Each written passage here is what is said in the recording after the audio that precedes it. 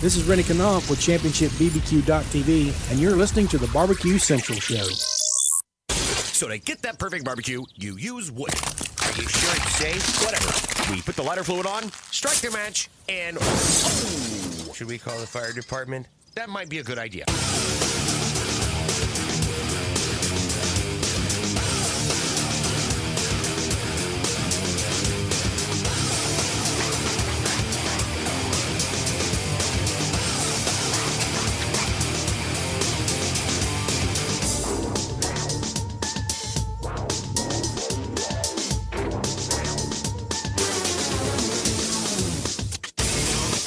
All right, good evening and welcome to the really big BBQ Central Show.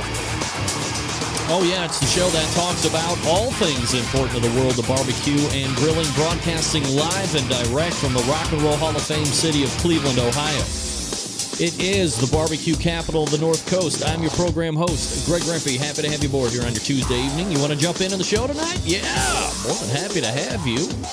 216-220-0966. That's the phone number. You can also email the show, Greg at thebbqcentralshow.com. Everything else you want to find out about the show can be found at the main website, thebbqcentralshow.com. And here's what's happening. Let me tell you something.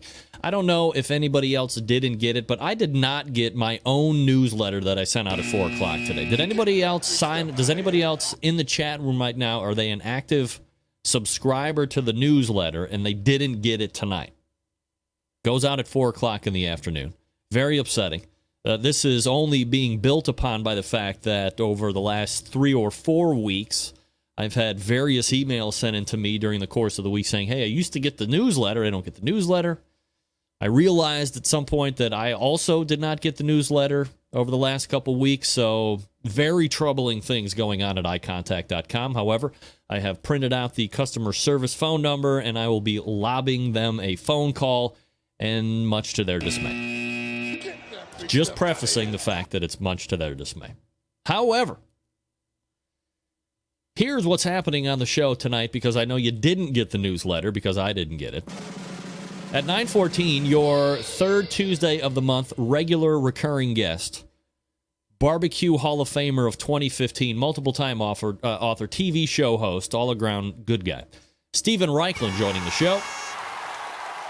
9:35, he's been on the show before. However, it has been a bit. You see him on television quite a bit. You see him on the Facebooks, social medias, and so forth.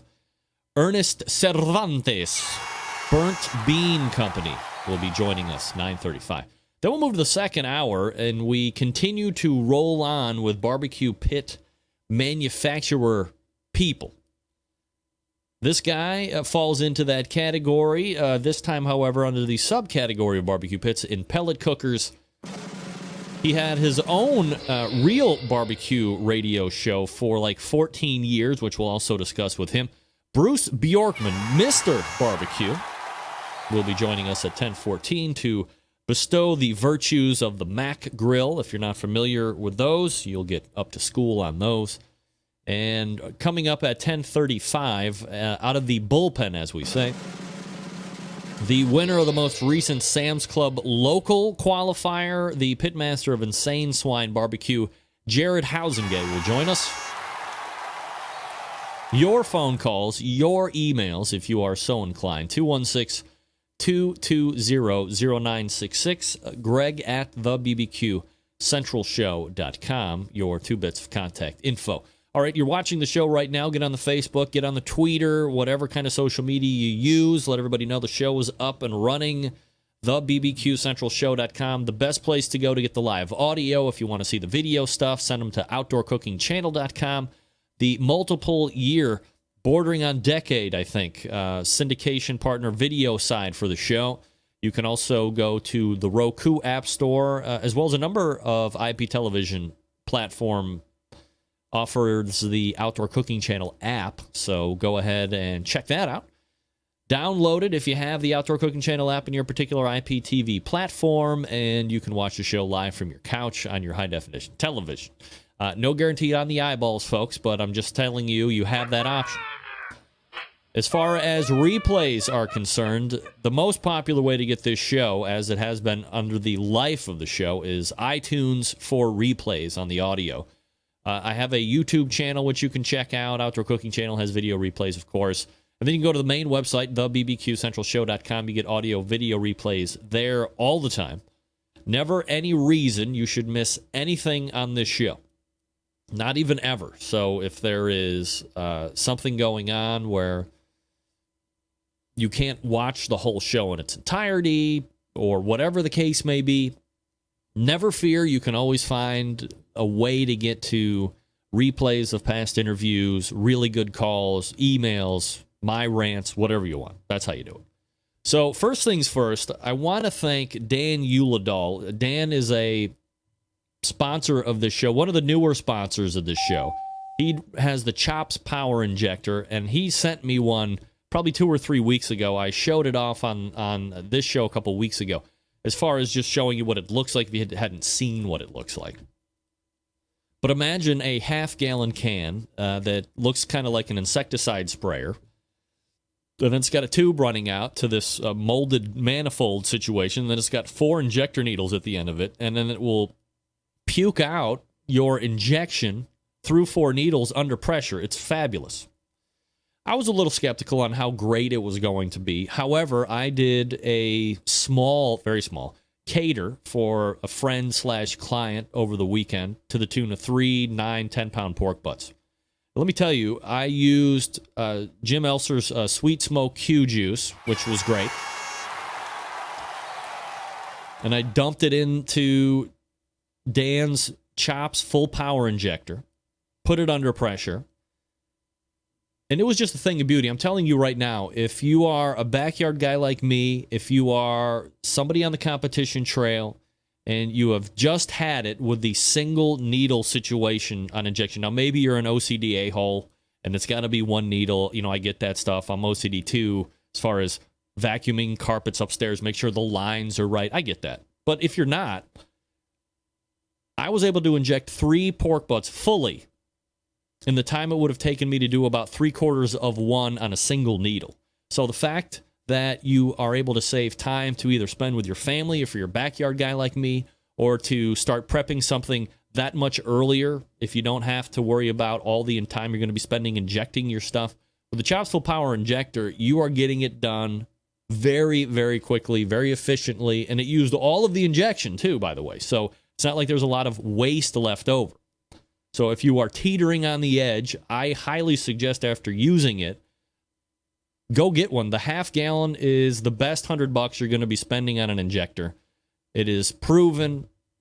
A lot of other people are using it, but this is coming direct from my mouth.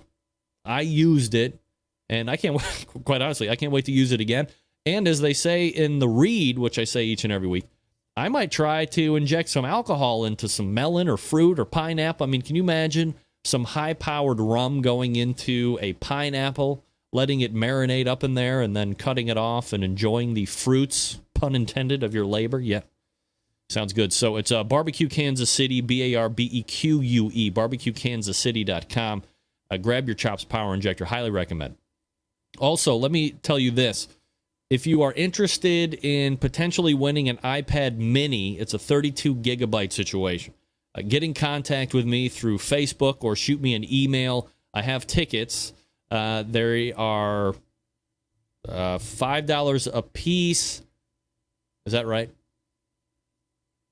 It's $20 for 5. $5 a piece. You can get 5 for $20. So you save, you get 1 for free if you get 5. I got 15 left. It benefits my oldest daughter's varsity softball, varsity volleyball team. I've sold a number of them already to a lot of listeners of the show. So if you are interested, drop me an email. It's $5. You can pay me through check. You can pay me through PayPal, whatever you like. Now, quick shout out, and I hate saying that, but to Doug Scheiding from Rogue Cookers, outfitting your host tonight. But the best part of the whole outfit is this Yeti tumbler. Holy crap, is this thing great. The ice holding capability in this 20-ounce tumbler is mind-boggling. You can work off of one load of ice under pretty extremely hot conditions, and it just hardly melts at all.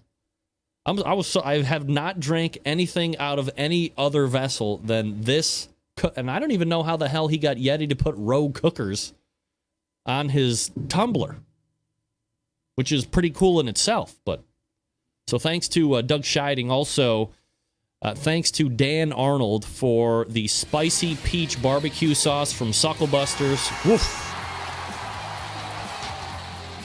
Look, I know we talk about the honey barbecue glaze and finishing sauce from Sucklebusters. I'm going to divert. Dan had sent me a note 2 weeks ago and said something about peach barbecue sauce. And I said, am I on the same page with you? You have a peach barbecue sauce? He said, yeah, let me send some out. See what you think. Of course, you know me, I'm skeptical. Don't know what I'm thinking about, but it shows up the other day. And I did a couple pork tenderloins. So I'm like, hey, this peach stuff is going to go really good with the pork, for sure. Not only was I pleasantly surprised, I was insanely surprised with how good this stuff was. Dan has a hit on his hands with the spicy peach barbecue sauce. I'm going to encourage you to head on over to sucklebusters.com. That's sucklebusters.com, and see if you can't find the spicy peach barbecue sauce, because you're going to want to pick some up. I mean, it's really going to be geared towards the pork. I can see it working well on chicken, barbecue chicken for sure. How I can really see it going over well is a 50-50 blend of Dan's spicy peach barbecue sauce and my homemade barbecue sauce. I was mixing it. I was like a mad scientist at the dinner table on Saturday when I was cooking these pork tenderloins, and then had it at the tasting table, mixing a little bit of this and a little bit of that. And what I come to find out is my homemade barbecue sauce at 50% and Dan Arnold's spicy peach barbecue sauce from Sucklebusters at 50% is it. It's going to be fabulous. I can't wait to try it out on ribs, pork butt sandwiches. I think we got a winner on our hands. You tell me if I'm wrong. Sucklebusters.com. That's sucklebusters.com. In fact, while Dan has not authorized this, I'm just going to go do it on my own. Instead of the honey barbecue glaze finishing sauce, email me right now, and you can win a bottle of the spicy peach barbecue sauce. Test it out and let me know what you think. In the subject line, put spicy peach sauce. Spicy peach sauce. And I will make sure that Dan sends you a bottle of that particular product. You can review it. We can compare notes, all that stuff. Thanks again to Dan Arnold and the folks over at Sucklebusters. It's sales@sucklebusters.com is the email address. 972-393-9509 is your phone number if you want to give Dan a call. Also, folks in the chat room, weigh in on the new camera angle. I'm going to try a couple different camera angles here over the next couple weeks. This is kind of the Rush Limbaugh off-the-shoulder situation, so I'm not looking directly into the camera, which makes me feel a little bit better, but you know, I'm always interested for your feedback. All right, we are back with Steven Raichlen right after this. Stick around, be right back.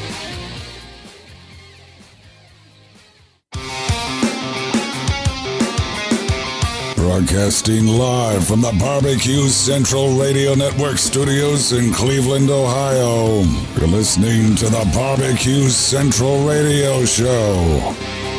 Once again, here's your host, Greg Rempe.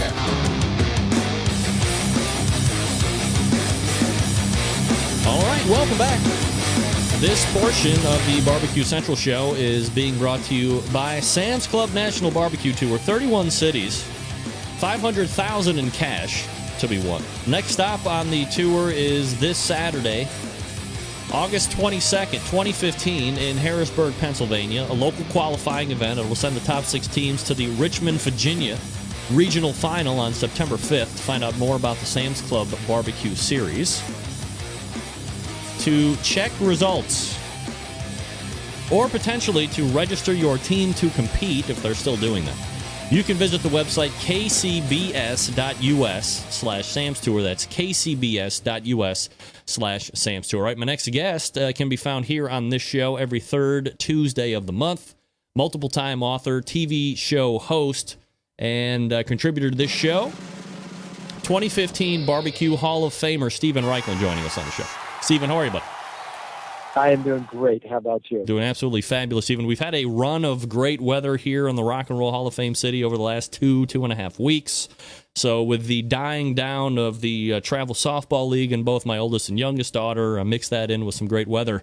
I have been outside cooking my face off the last couple of weeks and trying to make up for lost time. Are you a guy that is cooking quite often outside, or is that more along the lines of a work thing, and you want to separate that at all? No, anytime I am home, I am grilling outside. And I would say, now I'm on the road a lot, but when I'm home, we grill. We're in Martha's Vineyard this time of year, so a lot of incredible seafood. I just did lobsters on the grill. We get this amazing harpoon swordfish, which I grill over wood. This is our glory time for all of us. No doubt about it. Stephen Raichlen joining me here on the show.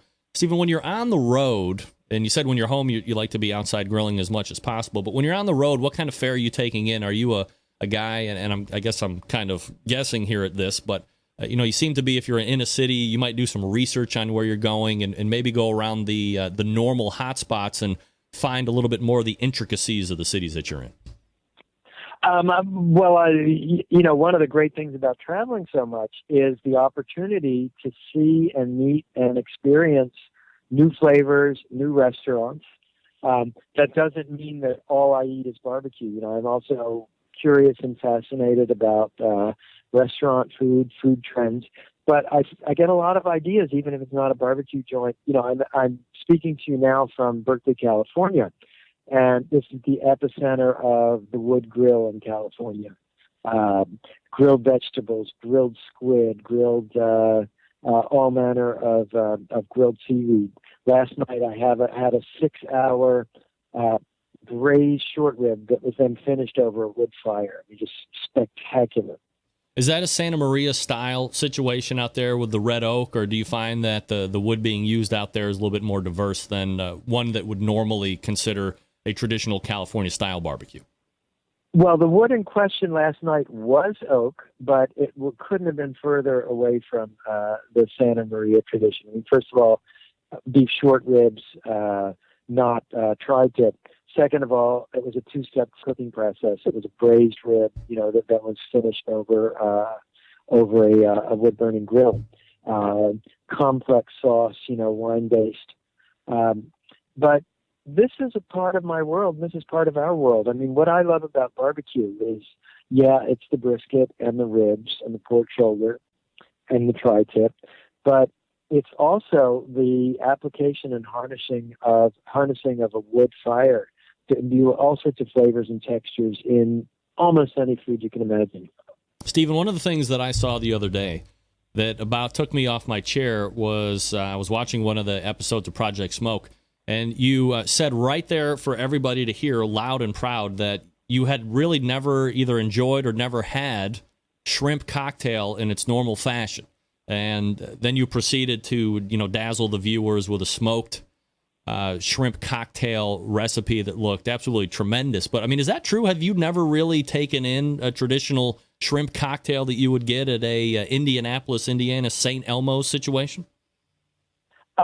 Well, I know I'm treading on delicate territory here, but I have to say that boiling is the least interesting method of cooking that exists. Sure.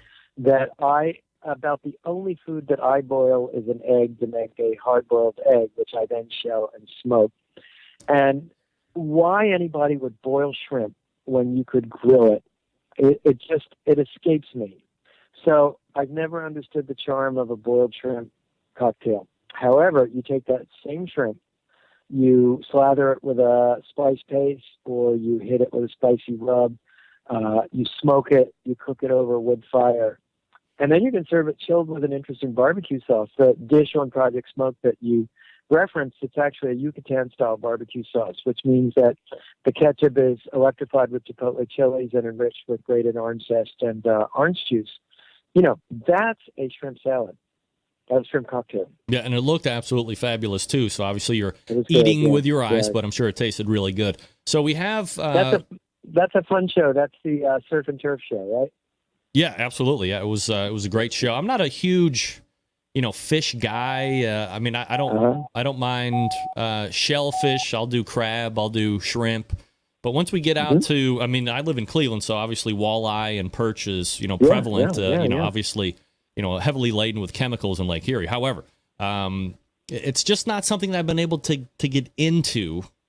Just like in a pan, even on a grill. So, my father-in-law's very disappointed. He's a big fisherman. He's always bringing me stuff to smoke on the grill. But, I try. Every year I try. That's like my mantra ever since I was 30 years old. I didn't like wine. I tried every year. And then finally, after 30 years old, I started to like wine. Same thing with all these other foods. You find, Stephen, as you progress in your years, that your palate is continually changing and things that maybe you didn't like a year ago are now attractive. Well, I do believe your palate evolves, and so do your grilling skills. I'm the kind of guy that I love just about everything I eat. Those noises I make on the show. It's funny, I had dinner with some friends the other night, and they said, "You're making those noises that you make on the show." I love eating. I love flavors. I love new tastes. But I think I might have a fix to your fish problem. I'm all share it with ears. you? Yes, please. Okay, so it involves a plank. It could be a cedar plank or an alder plank. But instead of soaking it, which is the standard way of using a plank, Right. and in fact, the way that I've recommended in some of my books, you char the plank on a hot fire, almost to smoking, almost to burnt. And then you turn it over and you put the fish on the charred plank. And then you put it back on the grill, direct grill, not indirect grill anymore. You char the bottom of it. And that gives you so much flavor. And if you're still a little dubious about that, just try tying a strip of bacon on the top and the bottom of that piece of fish. Works great for trout. I imagine it'd be great for pike or walleye. And I think it might give you a whole new perspective on grilled seafood. Well, I will absolutely try that. We're talking with Stephen Raichlen. You can find him at BBQBible.com. Also the host of the new TV show Project Smoke, which can be found at projectsmoke.org. Stephen, so let me ask you, we have Labor Day coming up here in a couple weeks, and obviously everybody's probably going to be thinking about running out the old standards on the grill or the barbecue. And in an effort to at least give people some other things to chew on, items that you might recommend or recipes or menu items that you might be doing for a Labor Day celebration instead of the standard stuff? Well, let me start with what we're doing. So, we're still up on Martha's Vineyard, and we do a grill top clam bake on Labor Day. We take the grill out to the beach. We start, so instead of digging a hole and, lining up with stones and seaweed, which in effect is the process of steaming, only slightly more interesting than boiling, everything gets grilled. The corn gets grilled. I put the clams in a grill basket with some diced linguiça sausage, and that gets grilled just until the clams pop open. Split the lobsters. They get grilled with herb butter. It's the potatoes. Potatoes they get smoked and then turned into a smoked potato salad. Still getting some good Maine blueberries, so there'd probably be a Maine blueberry cobbler for dessert, or maybe sliced watermelon, sprinkled with goat cheese or diced salty cheese. That's an amazing dessert. So that's the Raichlen Labor Day. For our blog on bbq-u.com, we're going big this time. We're going to talk about foods and dishes that you can cook in large quantities for a crowd. I think in the end, that's like what most people want to be able to master. And the thing that I try and tell people all the time is if you're going to be throwing one, ask people for help, ask people to bring stuff, make it a kind of everybody's invested into the party. But don't lose yourself in the fact that, you've probably seen it 100 times, Stephen. You go to somebody's house and all of a sudden the host has become so involved and overcommitted that they don't have any ability to enjoy their own party. So there's got to be some ways to avoid that, right? Oh, yeah, that's it. Well, I'll tell you what, I'm going to give you my 4-part answer to that question, my 4-part solution. So first of all, not only get people involved with bringing stuff, but get people involved with the grilling. So first step, it's an appetizer that you grill to order and serve hot off the grill, right? Because where does everybody go? They congregate around the grill. Right. So maybe it's grilled garlic bread, or maybe it's bacon wrapped dates, or maybe it's that shrimp cocktail, that you can grill ahead and serve cold. That's a super big help. Okay, step number 2 is grill a giant platter of vegetables. Why? Super colorful, can be grilled ahead. You could even do it the day before. Grilled vegetables taste great at room temperature, and that hassles out of your hair. Step number 3, grill a big hunk of meat, and grill or smoke a big hunk of meat. Maybe it's a brisket. One thing I've been doing a lot since we did it on the show is a whole beef tenderloin that you smoke. And we actually, I love doing it in the pit barrel cooker, and you hang it from the hook, and takes about 45 minutes. You slice it. It's absolutely regal. Whipped horseradish, whipped cream, great sauce. And then you bring it back to cooking to order again for the dessert. And maybe it's some really cool s'more, like you smoke the marshmallows ahead of time. Maybe instead of graham crackers, you're using homemade chocolate chip cookies or shortbread. Or maybe it's a grilled pineapple that you put on a rotisserie. You peel it and sprinkle it with cinnamon sugar. But that whole idea is sort of you're using your grill both to cook ahead of time and then show off at the last minute. Stephen Raichlen joining us here on the show, giving us some holiday tips to not get lost at your own barbecue or grilling event for the upcoming Labor Day situation. Stephen, let me ask you something. I like that. That is a great title for a blog, How to Not Get Lost at Your Own Party. Yeah, I mean, it's so easy to, that was me 6 or 7 years ago. I always had these great ideas, and I envisioned how well this party was going to be, but I didn't envision the part where I was going to be running my ass off in between outside, inside, and making sure everybody's stuff was done. It was no fun for me, and I was the one giving the party. Yeah, I'm afraid that happens pretty often. Well, we've tried to help people out now, so they will do with that information what they will. However, one of the other things that I know you're pretty passionate about is the fact that it's a seasonal thing or local stuff or both. What's where you at locally and what's in season. People really need to go out and do a little bit more research on the regions that they live in and the stuff that they can be putting on the grill depending on what season we are in, right? That is such an important principle. I would say that the 2 biggest principles that are guiding me in my grilling life this year, today, next year. 1, seasonality. And you will not get salmon at my house in the fall, winter, because I cook salmon only when I can get wild salmon from the Pacific Northwest. I'm not interested in farm salmon. You will, right now you'll get corn because the corn on Martha's Vineyard is absolutely fabulous. And we have this, somehow I think we've been spoiled in the wrong direction in America where we want everything all year long. We want to eat blueberries in the winter, and that's not how it's supposed to be. And when you cook and grill seasonally, you come to look forward to certain foods and flavors, and it just increases the pleasure. The other thing, and I know, Greg, we talked about this last month, what your food eats, where it comes from, matters as much as how you grill it. And to me, organic chicken, heritage pork, grass-fed beef, these really, for me, that's my competitive advantage at this point.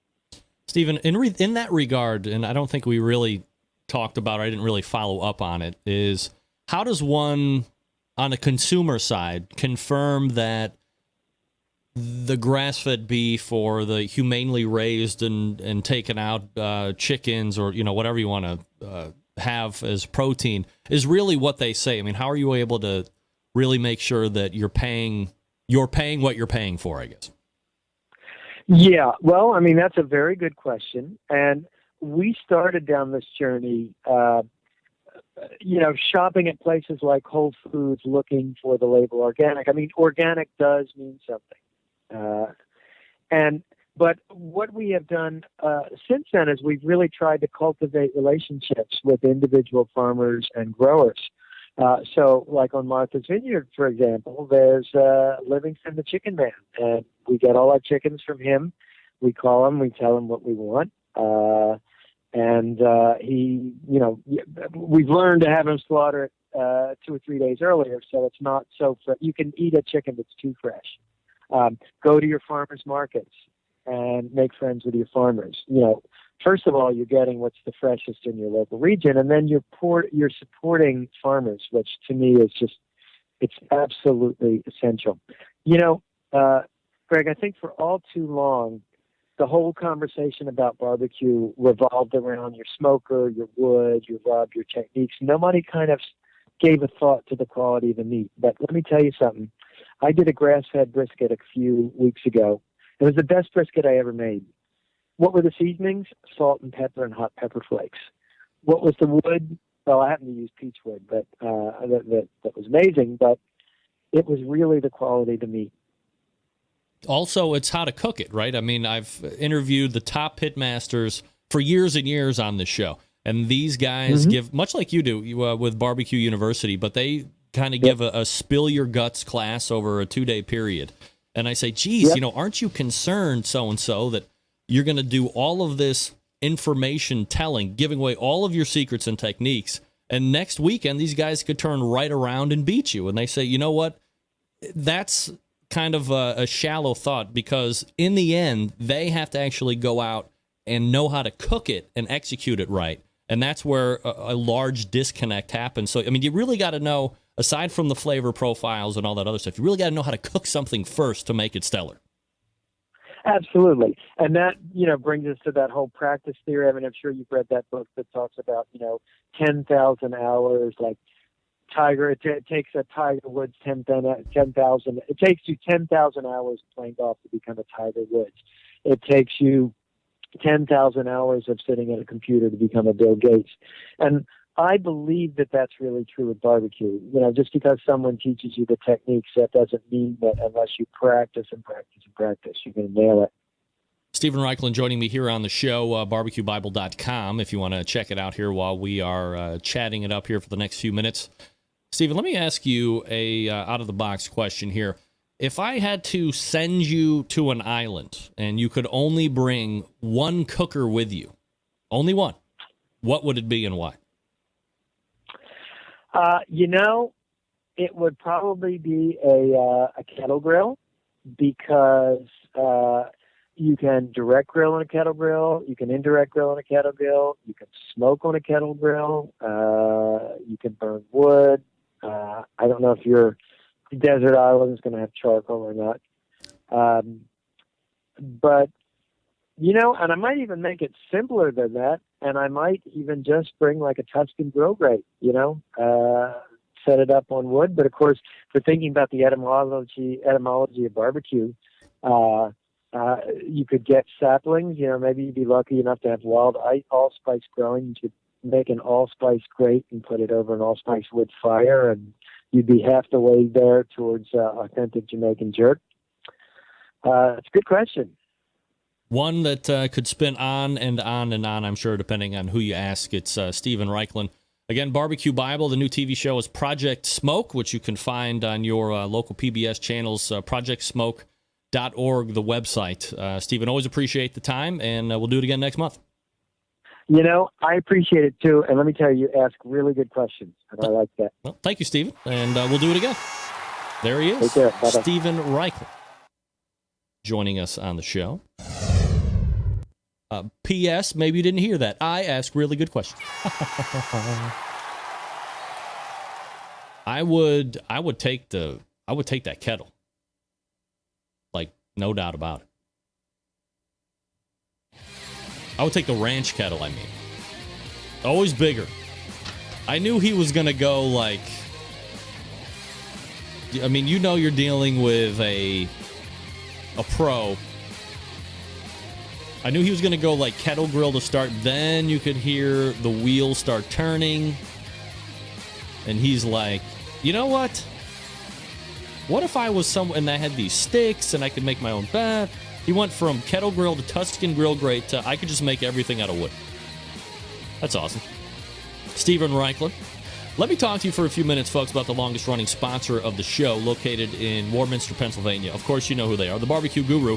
Gang, if you're like me, if you've been thinking about automatic pit temperature control devices for your cooker, stop here. This is the company that started it all. They are the creators of this technology. Why are you going to buy it from anybody else? Not familiar with how they work? Let me tell you. Imagine a product that allows you to set your pit temperature, and once set, keeps it running right there all the way through the cook.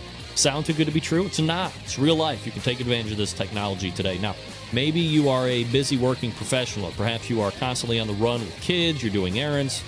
Quite frankly, you just don't have that time to sit around and tend the pit temps. I get it. The Guru allows you to throw on a pork butt or a brisket or a couple slabs of ribs. You're off to do whatever it is you need to get done. And the BBQ Guru maintains that pit temperature you set it at.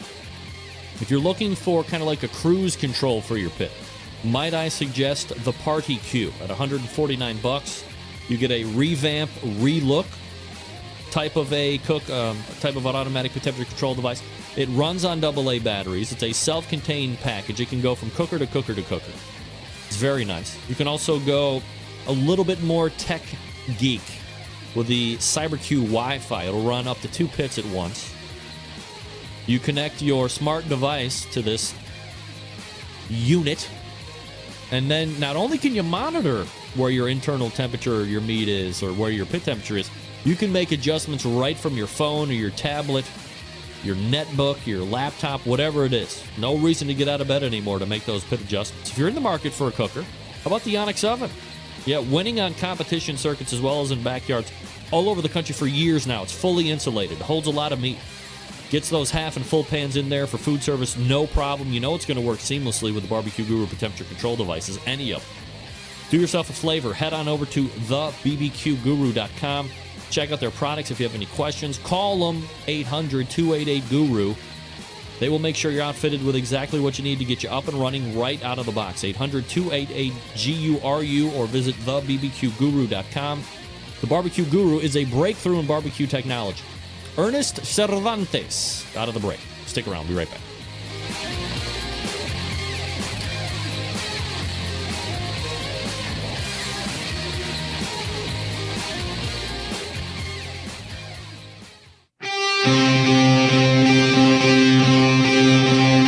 Get in the smoke. Call 877-448-0433 to get on the air. Now, here's your host, Greg Rempe. All right, welcome back. This portion of the BBQ Central Show is being brought to you by Green Mountain Grills, manufacturers of some of the best pellet grills out there on the market today. If you are looking for a big cooker to house a lot of food, they got one for you. How about something medium-sized? They got you covered there. Something for those tailgates? Yeah, they got those too. They can also supply you with pellets for those cookers as well. Check them out online at greenmountaingrills.com. I love mine. You can love yours as well if you just go visit greenmountaingrills.com. All right, joining me now, a barbecue caterer, a TV barbecue competitor extraordinaire, and a guy who has seen time on this show in the past. We race over and welcome back the pitmaster of Burnt Bean Company, Ernest Cervantes, joining us here on the show. Ernest, how are you, bud? I'm doing great. How are you? Oh, man, look at that dog. Yeah. What's up, dog? This is my pit bull.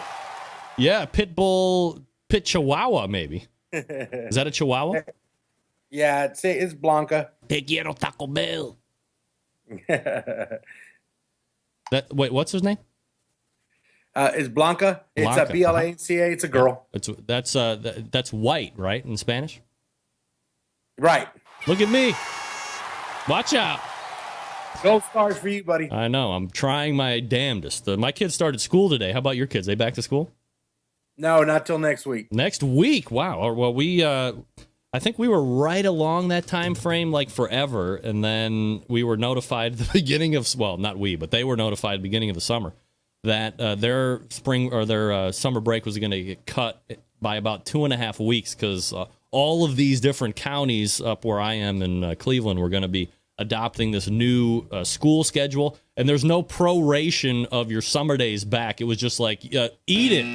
You got to go back 2.5 weeks early, and you're not going to make it up on the backside. But nevertheless, That's no bueno. Better them than me having to go. I mean, I'm like, hey, I got to go to work, dude. So you're not going to get anything from me. All right, so let's do this, Ernest, before we get into barbecue pit wars. Maybe for the folks that might be tuning in for the first time tonight, or they're just kind of getting into the whole barbecue situation, a little background on you and kind of how you got into the barbecue situation. I guess I started about 7 years ago competitively.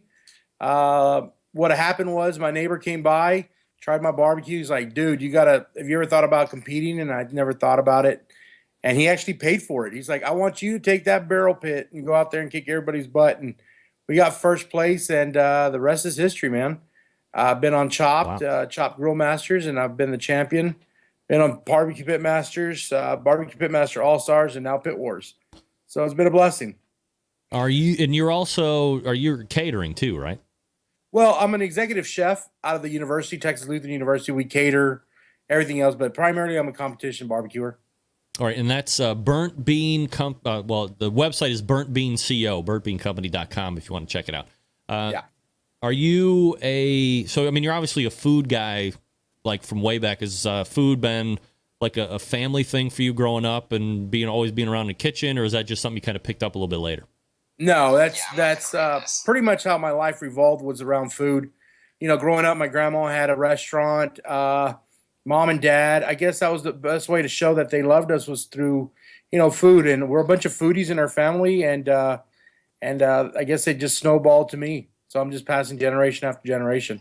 So you've seen time now, as you had just mentioned, on the Chopped Grill Masters, which is Food Network. You've been on Barbecue Pit Masters, which now is Destination America. You've been on Barbecue Pit Wars, Grill Masters twice. You saw Barbecue Pit Masters twice. Right. Regular competitor and then All-Stars. What people are always trying to figure out a way to get on the show. I mean, you've been on Barbecue Pit Masters twice. You've been on 2 other shows. So people are like, man, how the hell can't even get on one TV show? I'm trying all this great stuff. Ernest is on every damn barbecue show.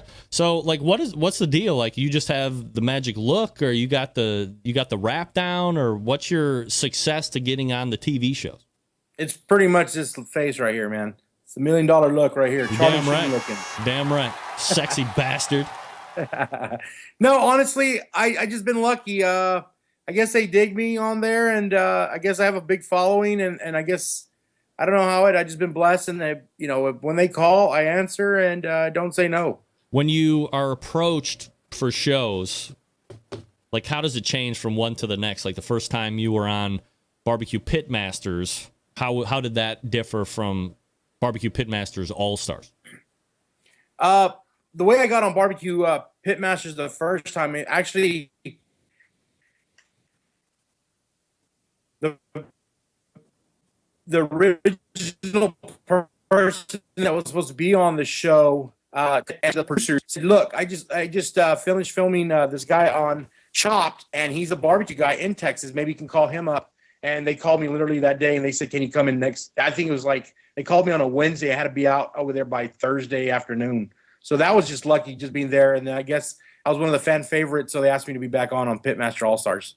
And that's just a matter of them picking up the phone and saying, hey, we just want you back on because everybody loves you. Right. And it's no problem. So are they paying you to get out there? Do you get any, aside from, look, I get it. Being on a television is, its own pay in itself because it's your face and not anybody else. Right. But look, it can be an expense depending on where the hell they want you to go. So do you get stipend or, guarantees or anything like that to make the trek out to wherever you're going to be actually shooting it? Yeah. Basically they pay for, your hotel, your food, and, what you need to get on the show. Like on Barbecue Pitmaster All-Stars, your room lodge, the stuff. You're not going to walk away with thousands of dollars. It's pretty much like what you said. You're just putting your name out there, and that's money in itself right there. How are you seeing it come back to you when you're on all of these shows? Is it spikes of lots of incoming stuff or lots of interest, and then it kind of dies down, or do you just see from that first time it spiked up and it's been up and you've been kind of like riding a wave ever since? It's one of those things that, of course, everybody spikes right when you're on, but the cool thing about it is is that, not only am I getting notoriety, but it kind of helps out my sponsors too. They see the rubs out there. People see what I use. It helps out my sponsors because now people are wanting to use what I use on TV. They're like, okay, that's Texas pepper jelly, or that's Cosmos right there. That's a Creekstone brisket. So it's a win-win advertisement for everybody, and that helps me out at the end. We're about to roll out our own spices in 2016, so that's going to help out a lot too. Is that an arena you really want to get into? I mean, with roughly 758 billion rubs and spices out there on the market, you feel confident enough in jumping into what many would consider to be a saturated market at this point? Everybody's been asking me that for the past 5 years. We're rolling out our spices. Not only just we're rolling them out, but I think it's just I'm already using them. So if I can sell some on the side, that'd be cool. If not, it's no big deal. I'm not gonna be the one sitting with 800 pounds in my living room and wondering what the hell I'm gonna do with it. And buy one get 12 free like fireworks. The garage is full of 17 pallets stacked from floor to roof, right? Exactly. I always consider people without rubs that come out. It's kind of like a flavor of the month. After you've been there, you get popular, then it kind of dies out. So at the end of the day, I'm using what I'm using. As long as I win, people might buy them. If not, I'm not going to lose any sleep over it. All right. So people are always interested in the people that are successful, and I think it's important to note that while you've seen success on the TV side of things, that has translated obviously over to the competition side of things as well. I mean, you've won a number of really big competitions. I mean, you do really well. So people are always interested in what are you using. So I mean, who do you use? Like who sponsors you, and who do you believe in? Yeah, my main sponsors are Cosmo Q's, Creekstone Farms, Craig Sherry and Texas Pepper Jelly, OBQs. I also have Junior Rias on there. There's a lot of great people that I have. Ritter's rubs. Hey, Ernest. Yeah. Time for a new dog. Right? But so I got a lot of great sponsors, and I'm just gonna move over here real quick because of the lighting. But so I've been blessed in that part, and at Western Wood is my predominantly big sponsor. They've helped me out tremendously, and I'm very grateful. Are they chunks guys, or are they log guys too? They're everything. They got chips, logs, you name it, they make it. I like it because it's a great, consistent product, and it wins. Ernest Cervantes joining us here on the show, Burnt Bean Company. You can find that website at burntbeanco.com. While we are talking here on those TV shows, Ernest, do they?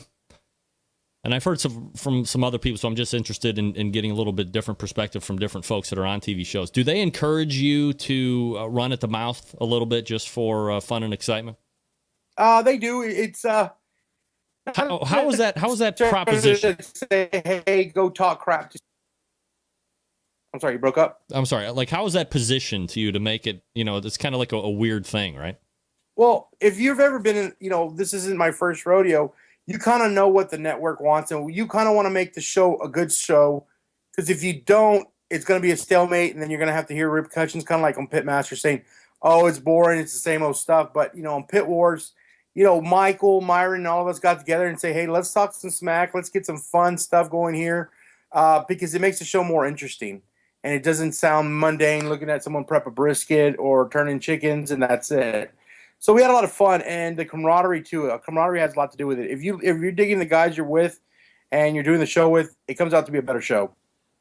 I guess where the potential issue for viewers is, and potentially for the contestants too. I mean, if you're not a guy that is a shit talker or that likes to run smack, but you want to be on the show and you're a qualified cooker and you're going to do well, right? Do you have to play devil and angel on the other side of the shoulder?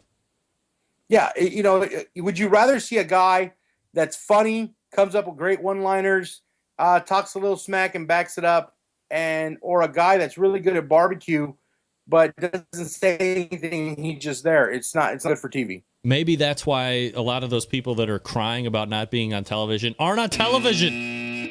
They cook really good, but that's all they can do. All right. Do you think that Well, let me ask you this question. I mean, it's not loaded because I would just kind of ask you. You seem to be on television a lot, but have you noticed that when it comes to barbecue on television, I mean, you see a lot of the same freaking guys on television. Is that just because do we tie back to the fact that the guys that you're seeing can cook, but then they can also bring the Hollywood side to the show as well? Right. Yeah, that's, it's kind of actually a changing of the guard. When this all started, it was more Harry Sue, Johnny Trigg, all those guys. Now it's kind of moved to a different era. You got Robbie Royal, you got myself, Hot Watch Chulas was on it, Michael Character. They're coming up with different bunches of people. And I guess, at the end of the day, I'm just blessed that they kind of dig me watching on TV. So is a restaurant guy ever going to win a barbecue competition show? Oh, man, I don't know. Unless he changes everything, I don't think so. His restaurant's phenomenal. His food is great, but at the end of the day, it's competition. Barbecue is a different animal. And, he has a lot of pride in not doing that. And as long as you keep that philosophy, keep on being last place or, close to the last. Because you have to cook for who's judging you, and a lot of those guys are competition barbecue cooks. So perhaps subconsciously, they're just expecting what they would turn in as well to be on their plate, right? Right. Let me guess. Negra. No. Oh, damn it. Well, I thought I'd go for the easy guess, but you never know. So if you're not going to be cooking for your judges, I mean, inherently you're going to be, first one asked to leave. Exactly. Yeah. At the end of the day, we're not cooking for ourselves. We cook for ourselves at home. At cook-offs, you got to cook for your judges and what they want. No matter how sweet it is, I hate it, but if they like it like that, guess what? I'm not spending $600, $700 just to do what I want to do. I want to win. So talk to me about Barbecue Pit Wars. For the folks that maybe haven't seen it, maybe thumbnail sketch out the idea of the show, and then, what did you think about being on it versus some of the other shows? Pit Wars, I really liked the show. Last year, it was the first season. They asked me to do it last year, but I had a wedding I had to go to right in the middle of filming, so I wasn't able to get on it. So I was fortunate enough to be asked this year.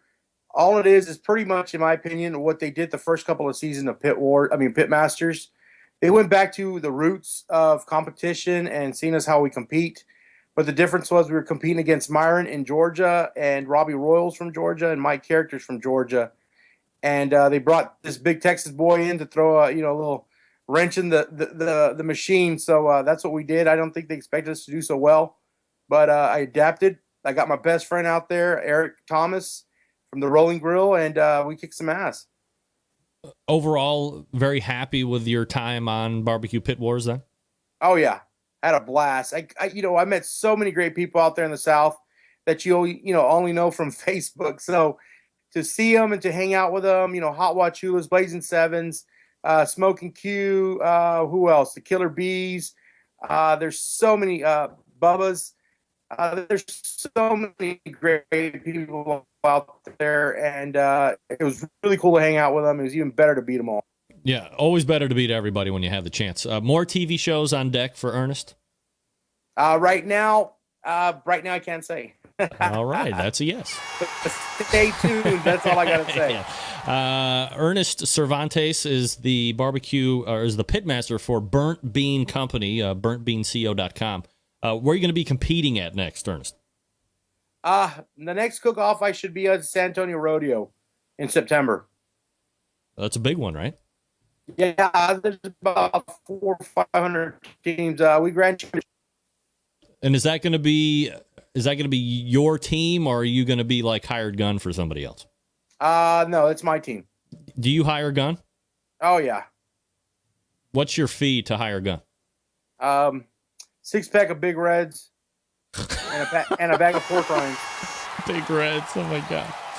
He's crazy. Ernest Cervantes joining us here on the show. Ernest, good luck there at your next competition. And when news breaks, you know who to call first, brother. You know it, brother. All right, we'll talk to you soon. All right, take care. There he is, Ernest Cervantes. Burnt Bean Company, burntbeanco.com. That's burntbeanco.com. And as I said, this is a guy you see on television quite a bit nowadays. Oh. That was me banging into my microphone like I've never been in front of one. Here's something I want to talk to you about, as I just mentioned in the first segment, the Chops Power Injector System. 2015 Barbecue Tool of the Year from the National Barbecue Association. 3 awesome sizes to fit your needs. Patent pending technology. Let's break it down. Number 1 seller, half-gallon chopped power injector system. That's what I got. Designed for the competition or the backyard guy. Easy to use, clean to fill it, pump it, and you are ready to go. If you just need 1 brisket or a pork shoulder, you don't have to fill it all the way up. Just put in what you need. It will use it all. I can confirm that, by the way. It comes with the 14-gauge needles, the 2 replacement plastic needle adapters, 3 plug screws, and a needle protector, all for $100 plus shipping anywhere. Then you have the 1-gallon chopped power injector system, designed for the catering and bigger jobs. Holds double the amount of the injection system at the half-gallon size. Use it in competitions like when you are cooking MBN, whole hog, or maybe you got 10 shoulders to get that perfect one. It comes with 14-gauge needles, 2 replacement plastic needle adapters, 3 plug screws, a needle protector, $120 plus shipping anywhere. The newest one is the Chopsful Power Injector System. It's electric, and it's the commercial and competition Big Daddy. It's not a holding tank, but a 3.5-foot pickup tube that you can put in any size container from a few ounces to a 55-gallon drum that was designed for Chef Rob at the best barbecue restaurant in Kansas City.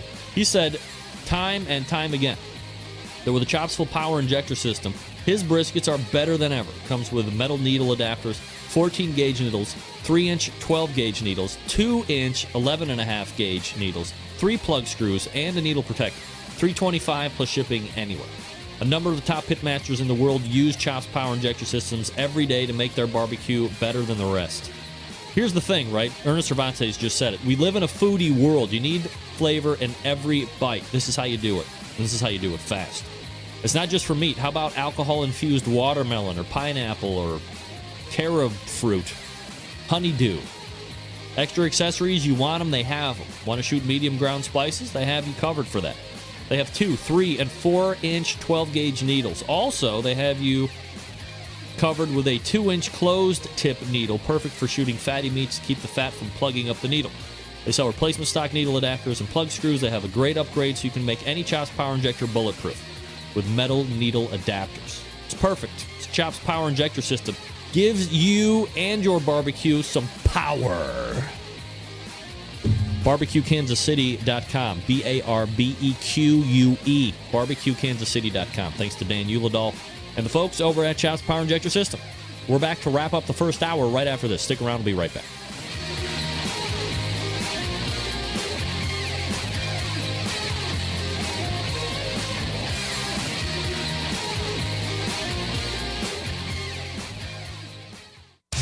Big name interviews, advice on cooking brisket and ribs, and the only host willing to share his honest opinion on all things important in the world of barbecue. It's the BBQ Central Show.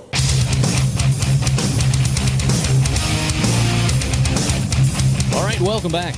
216-220-0966. Greg at the bbqcentralshow.com. Thanks again to Ernest Cervantes for joining me this past segment. By the way, everybody asking, who won the peach barbecue sauce? Who won the peach barbecue sauce? A email contributor to the show, Eugene Apicella won. Congratulations to Eugene. I'm going to send that over to Dan Arnold at Sucklebusters, and you will get some spicy peach barbecue sauce. You're going to be so excited, Eugene. I'm not trying to pump you up to get you in that right frame of mind. However, I think you might be pleasantly surprised. The viscosity on it, if you just take it out in a bowl and kind of take a spoon and watch it come off the spoon, watching its viscosity, that's something all on its own. Pardon me. So enjoy that when you get it. We are going to step away here just for a few minutes and reload for the second hour. Pork for sure, Eugene. Chicken for sure. If you like sweet meat, I do not like sweet meat, like sweet beef.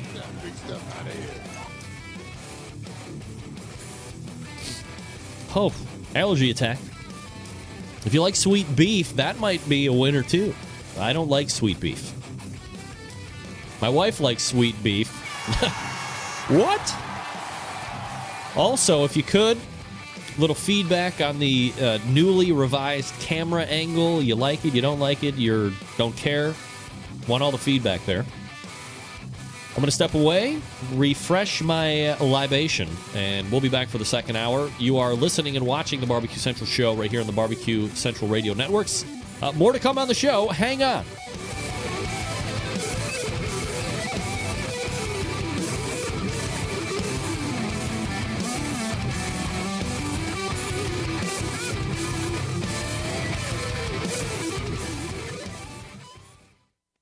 Hey, this is Helen Paradise from SoCal, and you are listening to the BBQ Central Show.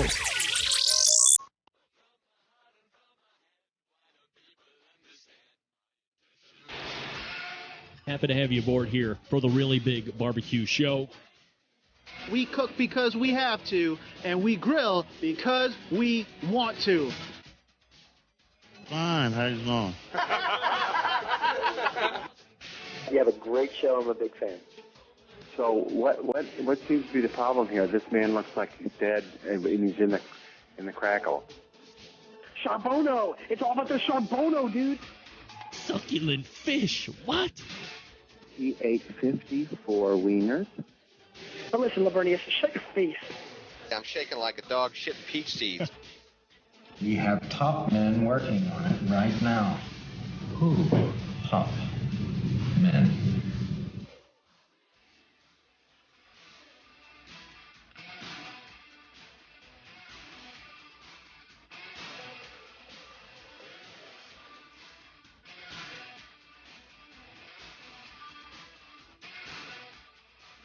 All right, just like that, we are into the second hour. Hey, everybody. Welcome to the BBQ Central Show. I am your program host, Greg Rempe. Happy to have you aboard here on your Tuesday. This is a show that talks about a lot of things that are important to the world of barbecue and grilling. If you want to jump in on the show tonight, I just gave you, did I? 216-220-0966. Dave Bosk is in the house, ladies and gentlemen. Feel free to jump in if you want. Eugene, send me your shipping information from Port St. John, Florida, and I will make sure that you get your peach barbecue sauce. Thanks again to Ernest Cervantes for joining us last segment, talking about a lot of barbecue TV stuff. This portion of the BBQ Central Show is brought to you by cookinpellets.com, your number one quality wood pellets for all of your pellet-driven cookers. Visit cookinpellets.com for more information or to purchase. You can also visit amazon.com to purchase as well. As Chris Becker told us last week, if you sign up for their app, they're constantly monitoring Amazon because for points that seem to be indiscriminate at best, there are some days that Amazon will blow out pellets at a ridiculous, and by ridiculous I mean cheap price. And then other days you're looking at your normal, 40-pound bag deal. But get that app, and if you need pellets because you have a pellet-fired cooker, get it when it's cheap. Stock up when it's cheap, right? If it's free, it's me. The 25th, still to come on the show tonight. In about 13 minutes from now, Bruce Bjorkman from Mac Grills will be talking to us about their line of pellet cookers. And then at 10:35, we will talk to Jared Hausengay about his 2015 Sam's Club local win in Scarborough, Maine. So looking forward to that. As I just mentioned, the 2015 Sam's Club Series rolled into Scarborough, Maine this past weekend. A local qualifying event that feeds the top 6 teams into the Richmond, Virginia final on September 5th. Those top 6 teams moving on are in Grand Championship fashion with a 679.9 Insane Swine Barbecue. Again, we'll be talking with him in about 33 minutes from now. RGC, Road Hog Barbecue.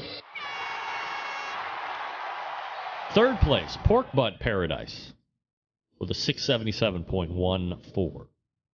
Wait a second. Who's this number 4 team? Who? The what? Wait a second. Put your hands together.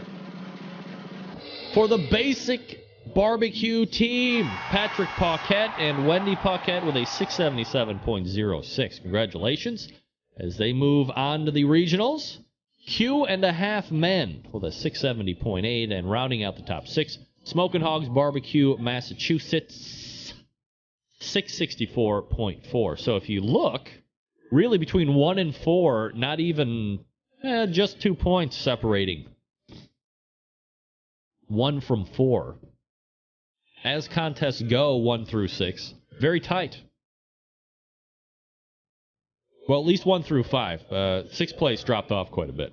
They were about 20 points behind. Well, not 20. 15. Whatever.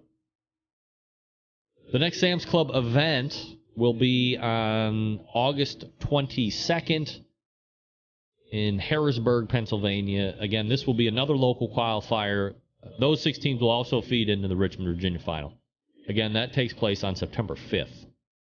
So congratulations to solid and loyal Centralite Patrick and Wendy Paquette for moving on to the Richmond, Virginia regional final, September 5th. 4th overall, so very, very reputable. 26 teams out there, so what can I tell you? The top 10 teams currently in the Kansas City Barbecue Society. Yeah, sure, why not? Still first, 2 weeks in a row, American Dream Barbecue Team.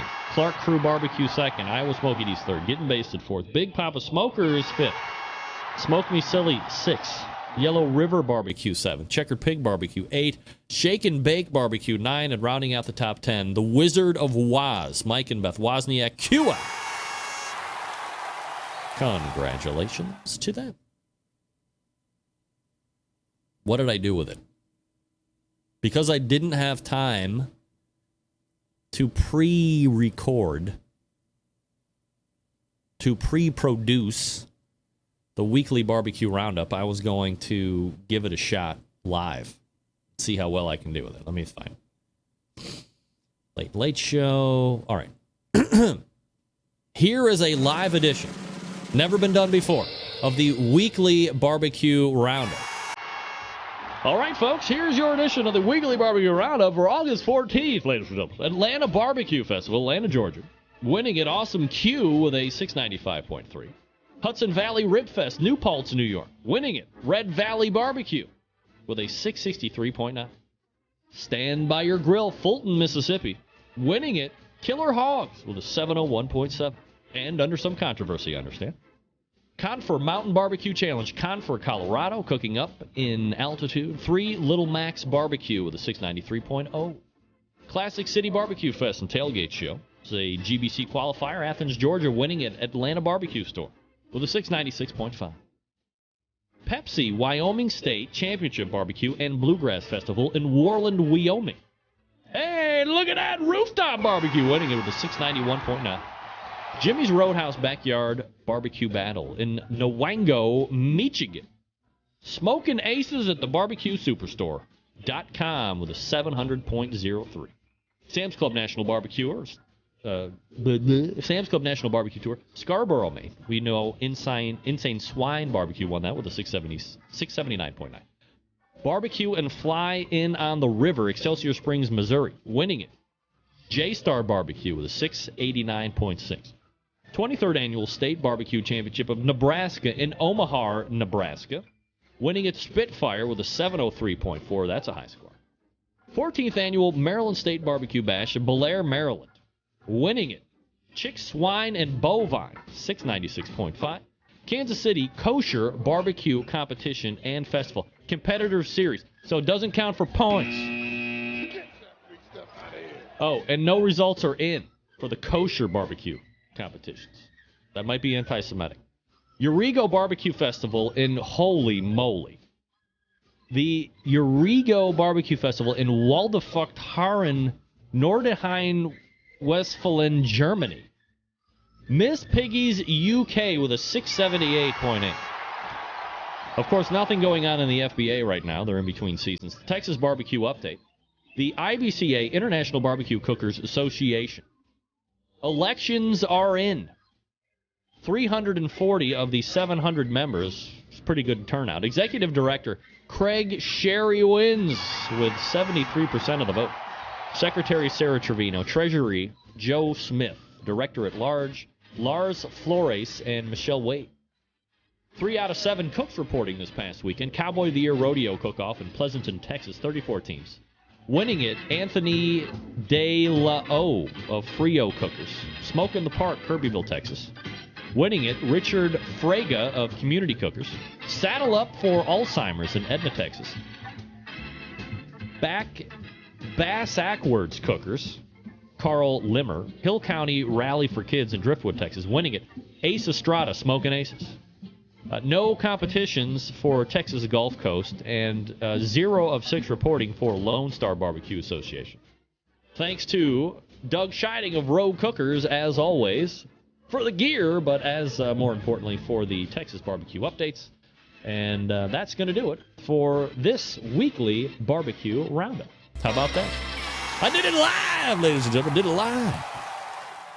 Is it better live than pre-recorded? I don't want to toot my own horn, but I am pretty fucking talented. Thank you. As mentioned, we do have Bruce Bjorkman coming up out of the break to talk about Mac Grills. I want to talk to you quickly about the easy way to make great barbecue, right? Anywhere in Texas. Dougie? Anywhere in Texas. ButcherBBQ.com, ButcherBBQ.com, the website. Go there immediately, if not sooner. We all know Butcher's well known for all those injections, the pork injections, the beef injections, the bird boosters. This is not an injection, but you could probably inject with it. Grilling oils. Dave, I ask you every week, how are we on the 5-gallon buckets of grilling oils? Where are we? If you need the rubs, he's got them. Premium rubs, of course, which work especially well with the Butcher's injections, formulated to work with those injections. It's going to give you that 1-2 punch to impress judges and friends alike. He's got the steak and brisket rub if you need it. My favorite is the honey rub. I use it all the time. Love it. If you're looking for a sauce, I know I went on and on about how good the Sucklebuster's spicy peach barbecue sauce was, and it is. Dave's is one of my favorites as well, the sweet barbecue sauce. As I mentioned before, I'm as picky as it gets when it comes to barbecue sauce. Dave's sweet barbecue sauce wins in all the categories for me. It's not overly sweet, which I appreciate. It's got nice tang, which I like. It's got some back-end heat to it, which I appreciate. It's got no liquid smoke, which is the best thing ever. You can tell Dave took the time and effort to craft and then bottle a quality sauce, not taking the easy way out like a lot of these people do. Grab a box of 6. It's going to go fast. How about shipping? Yeah, don't worry. You're not going to break the bank. How about this? Items totaling up to $55 ships at $8.50. Between $55 and $200, they ship at $9.75. Anything over $200 ships for free. What do I tell you each and every week? Do your shopping on the store. Buy over $200 worth of stuff. You're going to be happy that you did. There isn't one product that you're going to email me in private and go, hey, this product blows. You are a liar. Dave is just out for my money. It's not true. Dave's products are tested and tested and tested. Dave, does Levi use Butcher's Barbecue products in the Butcher's Barbecue stand, which, you know, now, was it 90 days in, is going fabulously well from what I understand. Congratulations to Levi. Head on over to butcherbbq.com right now, won't you? Do me a favor. Do Dave a favor. butcherbbq.com. Hook up with all the products. Get the grilling oils going. If you haven't tried the grilling oils, try those. Come on. Get away from the blue bottle. Get to the grilling oils. Be a trendsetter. Don't be a follower. Don't be a lemming. Don't jump off the cliff like the rest of those schmucks. Get the grilling oil. ButcherBBQ.com. That's ButcherBBQ.com. Always trust your butcher. And yes, they do use Butcher Barbecue products at the Butcher Barbecue stand. Of course. Come on. You got to be kidding. All right, we're back with Bruce Bjorkman, Mr. Barbecue, right after this. Stick around. I'll be right back.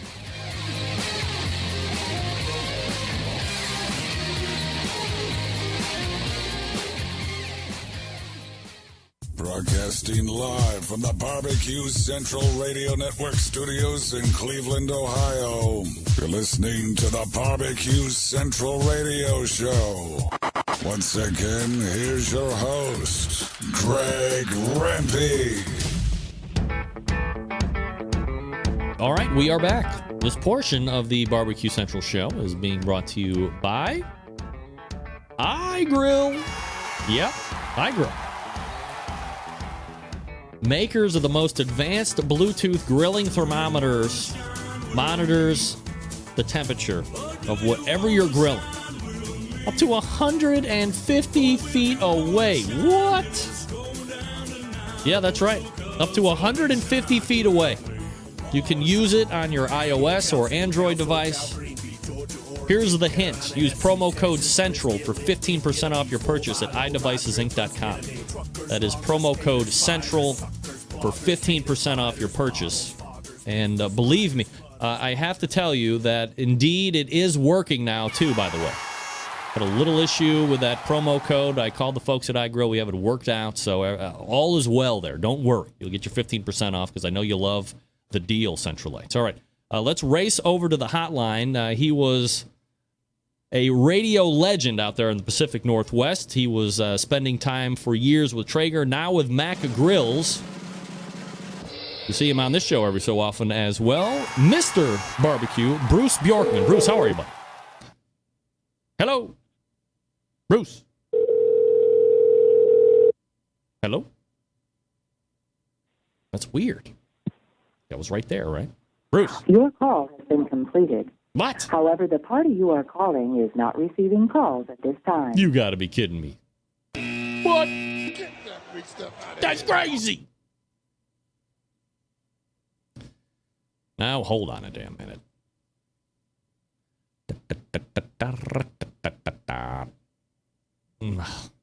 God, I have so many emails during the course of a day. It's hard to keep track. I thought I dialed that number. 5. Uh-oh. Did I not use the right one? Sounds good. 503, blah, blah, blah, blah, blah, blah, blah. Yeah, that's the one. All right, we'll try it again. Calling does not accept unidentified calls. Uh-oh. If you are a solicitor, please hang up now. I'm not. To automatically unblock your name and number for this call only and complete the call, press 1. Okay. To enter the... Wow. I got to figure out what the hell that is. That's great. How do I do that? Man, that'd be one. I would love to have that. Mr. Barbecue. Mr. Rempy. Hey-o! Okay, Bruce, so we have to forego barbecue talk just for about 30 seconds. Okay. What piece of software do you have on your phone that tells people to F off? That is spectacular, and I got to get it immediately. I don't have anything like that. You don't? No. I just called you, and it said this number doesn't recognize, and press 1 to keep going, and all this. I was like, this is the best thing I've ever heard. I think you might have missed out, buddy. No, I pressed 1, and then you got on the phone. Get out of here. I swear. Everybody was listening to what happened live over the air. Wow. All right. I don't know what to say about that. Let's hurry up and buy it. We'll make a boatload of money. Yeah. Let's hurry and do that. I'm going to have to call myself after we get done. I'm going to have to call this number on my cell phone and see what the heck it says. Yeah, that would be great. Crazy. All right, so Bruce Bjorkman joining me here with Mac Grills. Of course, the website Mac Grills, macgrills.com. And so let's talk about, well, so I've been running kind of this ongoing segment on the show about, pit makers. And if we have new people coming to the show or maybe they're kind of thinking about buying something new. So I want to get stick burners and pellet burners and charcoal grills and all this stuff in here. So obviously, Mac Grill is one of the foremost pellet grills out there on the market today. And perhaps we could do a little, investigating of Mac Grills and how they're made and why people would want to consider the Mac Grill over some of the other pellet cookers that, look, you remember back in the day, it was just Traeger and that was it. And that now, was it, man. Back in it has the exploded. late 80s, early 90s, there was one only brand of pellet grill in the world, and that was Traeger. Today, there are over 30 different brands of pellet grills on the market. Wow. It's unbelievable. So is it 30 brands and as many manufacturers, or are there some manufacturers making multiple brands, if that makes sense? Yeah, in the case of, like, for example, Danson's out of Canada, they've got Louisiana, Country Smoker, and I think they also come out with a new model called the Pit Boss. So, yeah, there are some manufacturers that are making more than one line. The majority basically are just a one brand plate manufacturer. So you're with Mac Grills. You spent a lot of time with Traeger.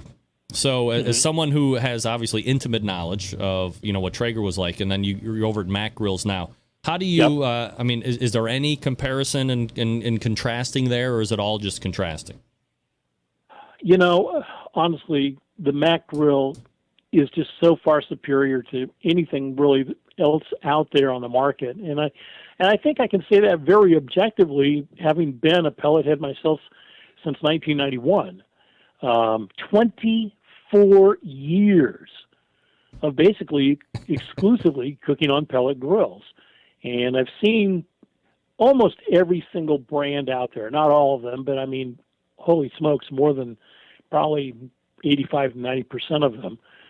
And the thing that really sets Mac apart, number one, just the absolute build quality. I mean, my God, it is unreal how well engineered and designed they are and how easy they are for people to assemble. We daily get new grill registrations from new grill owners, and that's one of the top comments that we hear all the time about, hey, this thing went together so well, there's no slop to it, built like a tank.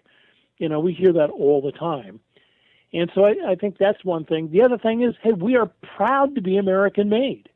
And we wave that flag and honk that horn all the time, because when you buy a Mac grill, you're not just supporting Mac grills. You're also supporting the other companies that provide components for our grill. The auger motors, the auger, the control board, the nuts and screws and washers that go into it, the stainless steel that goes into it. All of those are American-made and American manufacturers. So we're keeping more than just Mac Grill Americans employed. It goes out like you drop a pebble into a pond, that ripple effect that goes out through the economy. Bruce, let me ask you something, and you well know this, having been in the industry. A lot of people, consumer-wise, will always talk. They talk a good American game, but when it comes down to dropping down the Benjamins, it seems like the guys that honk the loudest about all American are the first ones to cheap out and go overseas and buy the cheap brand. Has there been any head banging or battles that you have to overcome, or as we say in the sales world, objections that you have to overcome initially to get somebody into a Mac grill or a higher end American made grill than you would for some of those other ones made overseas? Well, I think the thing that you need to understand, Greg, is Mac grills were not trying to appeal to every single segment of the consumer market. We are a high-end product. We're not inexpensive, and it's purposely that way because we don't cut corners. We only buy the best quality materials and components to go into our grills, and you just can't have quality by cutting corners or doing it on the cheap. So, there are some people that say, hey, I'd love to own one, but I'm not going to pay that kind of money. All right, there's other choices out there for you to, go and choose from, and that's fine. I believe that a lot of the people that are buying the lesser expensive pellet grills is, in our minds, hey, that person is a future Mac Grills owner. So, yeah, there are some people that gripe about it, but the people that look at Mac Grill and look at the quality and the features it's got and how it operates, it more than justifies the expenditure, because you're only going to have to buy that grill one time in your lifetime and be done with it.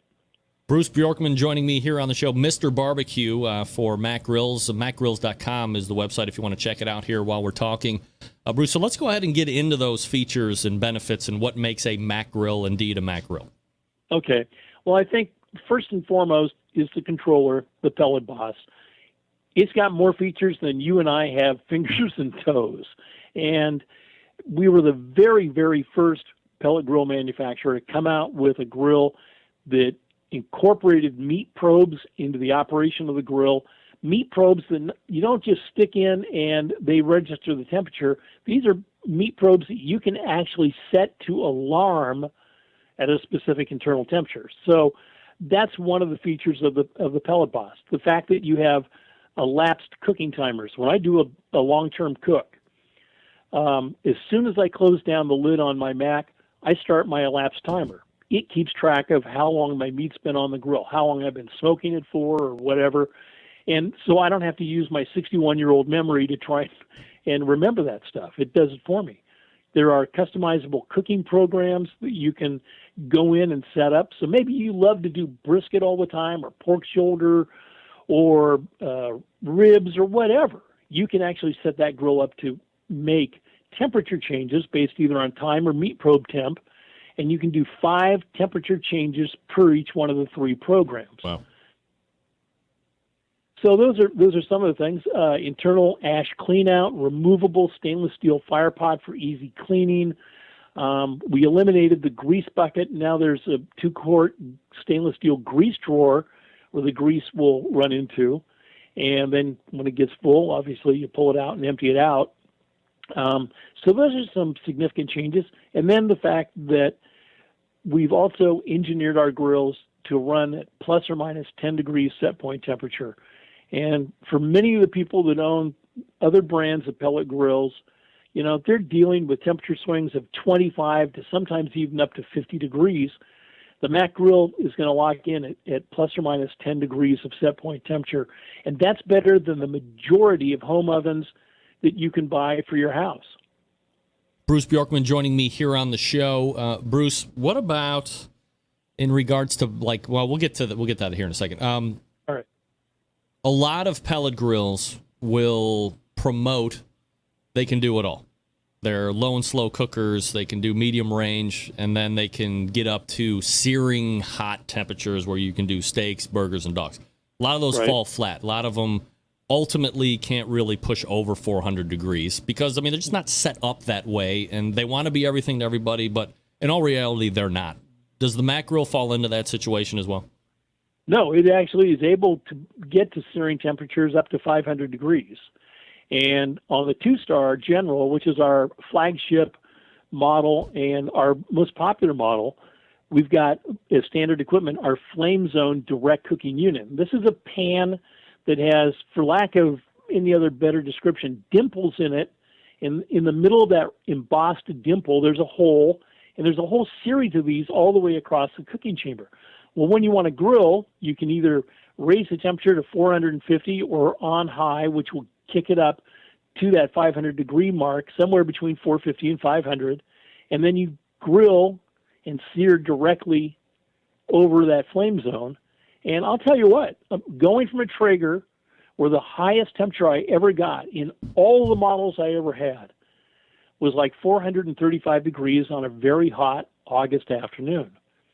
With my Mac, and I could never get my steaks, I love ribeye steaks, and so you get that outer subcutaneous layer of fat, could never get it crunchy on a Traeger.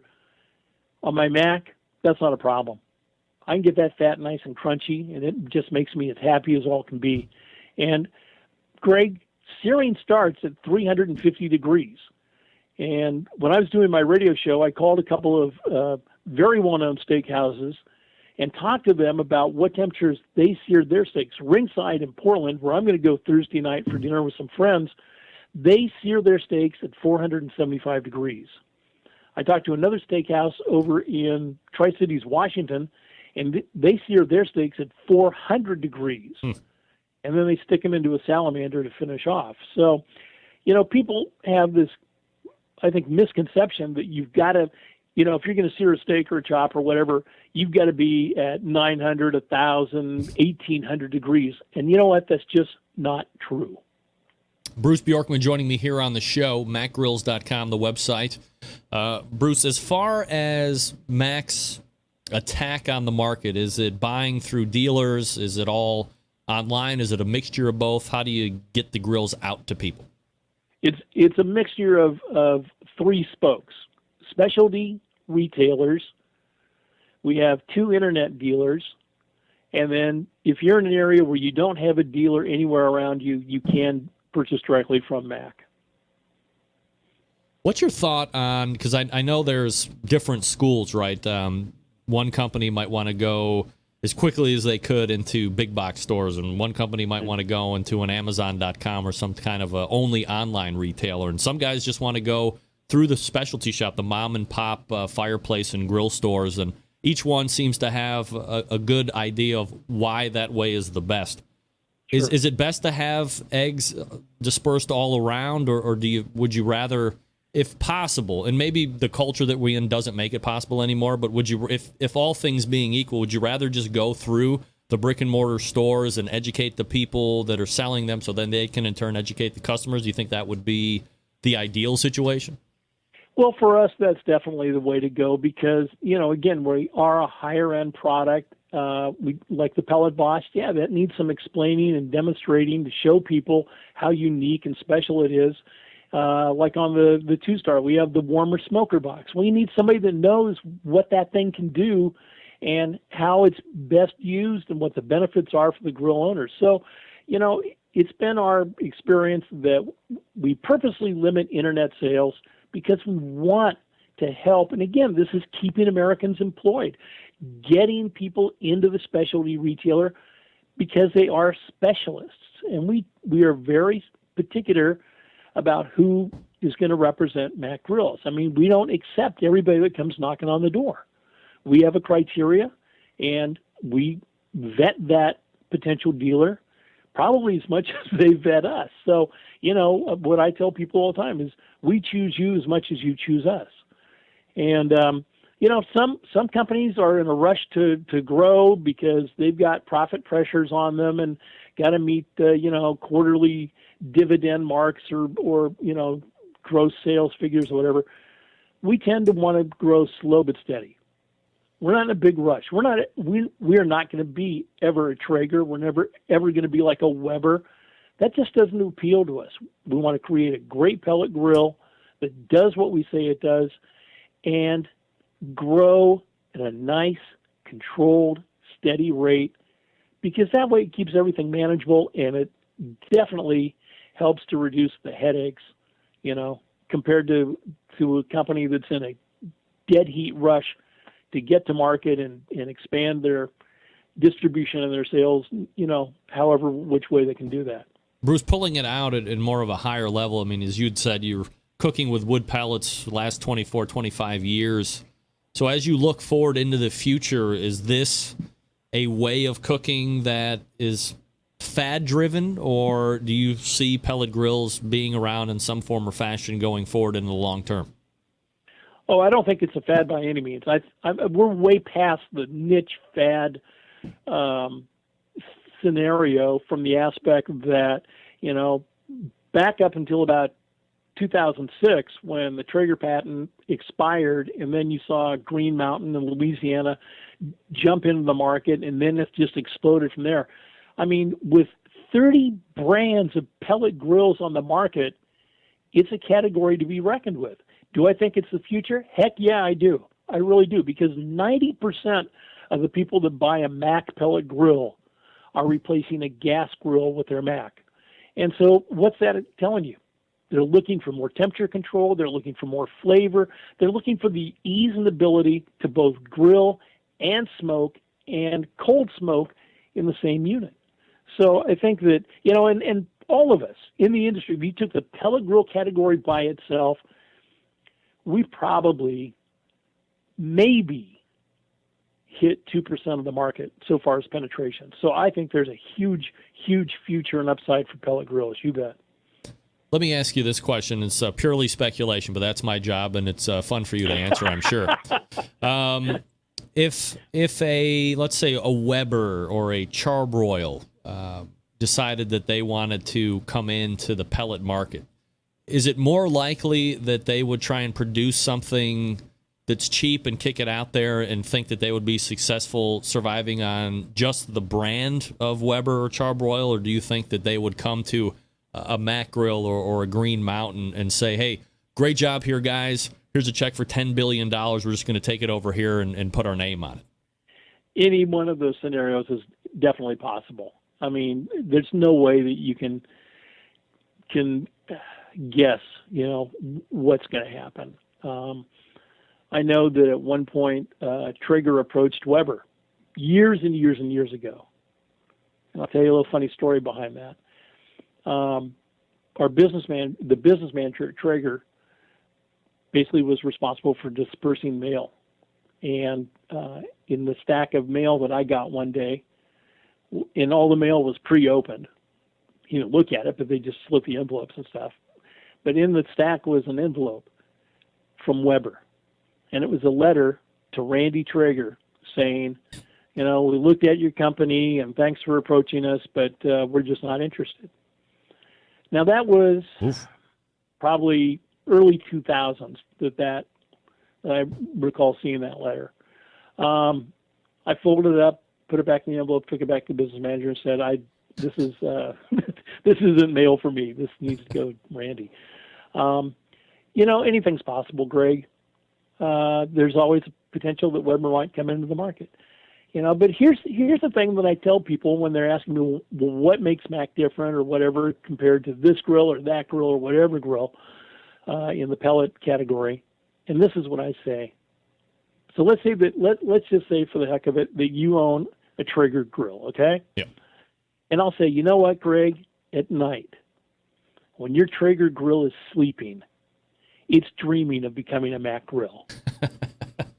And years ago, I read David Ogilvy's book about advertising, and in it was a poem from Sir Anthony Gloucester.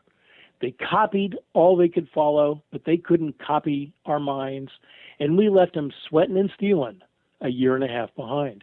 And that's basically our whole passion at Mac, is we will continue to be the innovators. We'll find ways to push the envelope so far as wood pellet grills are concerned. And I think that's one of the strongest things behind the Mac brand is the fact that we're dedicated. We've got an over-the-top passion for being innovators and bringing new things to the pellet grill category. So, am I worried about those other guys? No. Let them get out there. Let's expand the pellet market. Like I said, maybe 2% of the grill buying industry is pellet grills. There's an awful lot of growth potential that hasn't even been scratched yet. Bruce, for 14 years, you were hosting Cooking Outdoors with Mr. Barbecue. And in May, you decided to turn the mic off and hang up the cans. Yeah. What's the precipitating event? Just enough time? I mean, you had a very successful run. You were syndicated up down the Pacific Northwest there. So as a guy who isn't on any radio per se, other than sticking in his basement on the internet and wishing he could get syndicated across the country like a Rush Limbaugh or whoever. What put the fire out? Well, the fire didn't necessarily go out, but like I had mentioned earlier, I'm 61 years old, and giving up 14 years of basically working 6 days a week for 14 years with very few vacations or time off. I think in all the 14 years, maybe a half a dozen times when I wasn't live with the fastest, tastiest hour on radio. And it just got to the point where, I'm not getting any younger, and my wife isn't getting any younger, and I'd sure like to spend some more time with her on the weekends because, hey, Greg, we never know when the hourglass is going to run out. The sand in the top of the hourglass is going to run out. So there were some things that were being discussed at Alpha, and I just decided, this would probably be a good time just to say thank you and goodbye, and that's what I did. And it was a fabulous 14-year run on a radio show topic that you really just don't see anywhere around the country. Right, but and I got to tell you, just this week alone, from like the weekend through today, actually from last Friday through today, there've been 5 people that I've spoken with who bemoan the fact that I'm not on the air on Saturdays. And I love doing the show. I had so much fun with it. I'm surprised as hell that they kept me on the air for 14 years because I wasn't your typical talk show host. I was like a bull in the china closet. When my mic went on, baby, I'm coming at you full bore. And we're playing the blues and rock and roll, and we are having fun for an hour. And, and I'm very, very thankful and humbled by many of the people that have emailed and called and who I run into and said nice things about the show and everything. And Greg, look at you. I mean, here you are. You're carrying that mantle. You've been doing this for, 8 years now? Yeah, 8 years almost. And, and you've got a very, very solid reputation and very well known. And I think that's great because you are helping to spread the joy of doing great barbecue.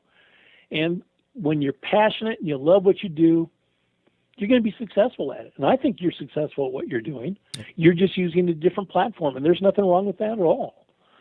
So, but there are probably, easily 6 that come to mind, shows that are dedicated to barbecuing or grilling. And there may be even more of those, more than that I may, that I'm not aware of. So, it's something that's definitely growing. Bruce Bjorkman is with Mac Grills. You can find him at macgrills.com. That's makgrills.com. Bruce, always appreciate the time, man. Thanks for coming on. Greg, thank you for having me, and you take care. Keep on smoking. There he is. Bruce Bjorkman, Mr. Barbecue. And as I said, in May, he hung up the cans forever. I don't know if you ever had a chance to hear his show. I mean, that's like the blessing and the curse of real syndicated radio. If you are not in an area that the show is in, and sometimes the radio stations don't carry an online stream or whatever, but you can Google him probably and go back and check out his show. Definitely one that was a successful one for 14 years. So I'm not even, I'm just about halfway there. Think I can go another 7 years, everybody? Folks, if you didn't know already, Big Papa Smokers is the one-stop online shop for anyone interested in barbecue.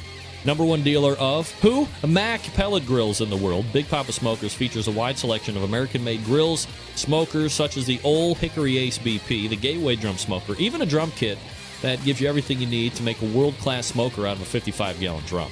Big Papa Smokers also made a name for itself in recent years by crafting an award-winning line of championship rubs. From flavors like Sweet Money to Happy Ending, their rubs have had a hand in winning almost every major barbecue competition, including the 2012 and 13 American Royal, the World Series of Barbecue, the 12 and 14 Jack Daniels Invitational, the 13 Kingsford Challenge, the 14 Houston Livestock and Rodeo, and the 2014 King of the Smoker. Don't think that BPS can just be pigeonholed into competitive barbecue either. BPS rubs have become so well known that they have been picked up by a nationwide restaurant chain, BJ's Restaurant and Brew House. With 4 of the 9 BPS rubs featured on their permanent menu, and amid glowing reviews, BPS rubs are proven to be a great addition to anyone's pantry. Big Papa's also banded together with fellow California-based rub company Simply Marvelous Barbecue to form what has now become known as the West Coast Offense. Defying conventional wisdom, these 2 California-based rub makers have cornered the market on competitive barbecue and begun to redefine the flavor profile that competitive cooks from across the country have begun to aim for. Big Papa's website also features an online meat locker with top-quality meats from Snake River Farm shipped right to your door. From the American Kobe beef to the Caribou pork, Double R Ranch big meats, Big Papa's Meat Locker has something for every type of barbecue aficionado, committed to bringing you the best barbecue flavors on the market. That's why they're carrying the new boys on the block, the Swamp Boys sauce, the Fine Swine sauce, Granny's barbecue sauce. These are the new kids on the block this season. Big Papa's also created the BPS Elite Team, featuring 15 of the best competition teams in the country working together to promote camaraderie, competition barbecue, and to benefit in children's charities across the U.S. Keep in mind, Big Papa's has been able to do all this within only 5 years of being in business, turning the competition barbecue world on its head, providing customers with the very best local products, becoming a staple of a nationwide restaurant chain, and benefiting children's charities across the U.S. Just the beginning for Big Papa Smokers, and the website bigpapasmokers.com. That's bigpapasmokers.com. All right, we're running a little late. We'll be back with Jared Hausengate from Insane Swine to recap the Sam's win. Stick around. We'll be right back.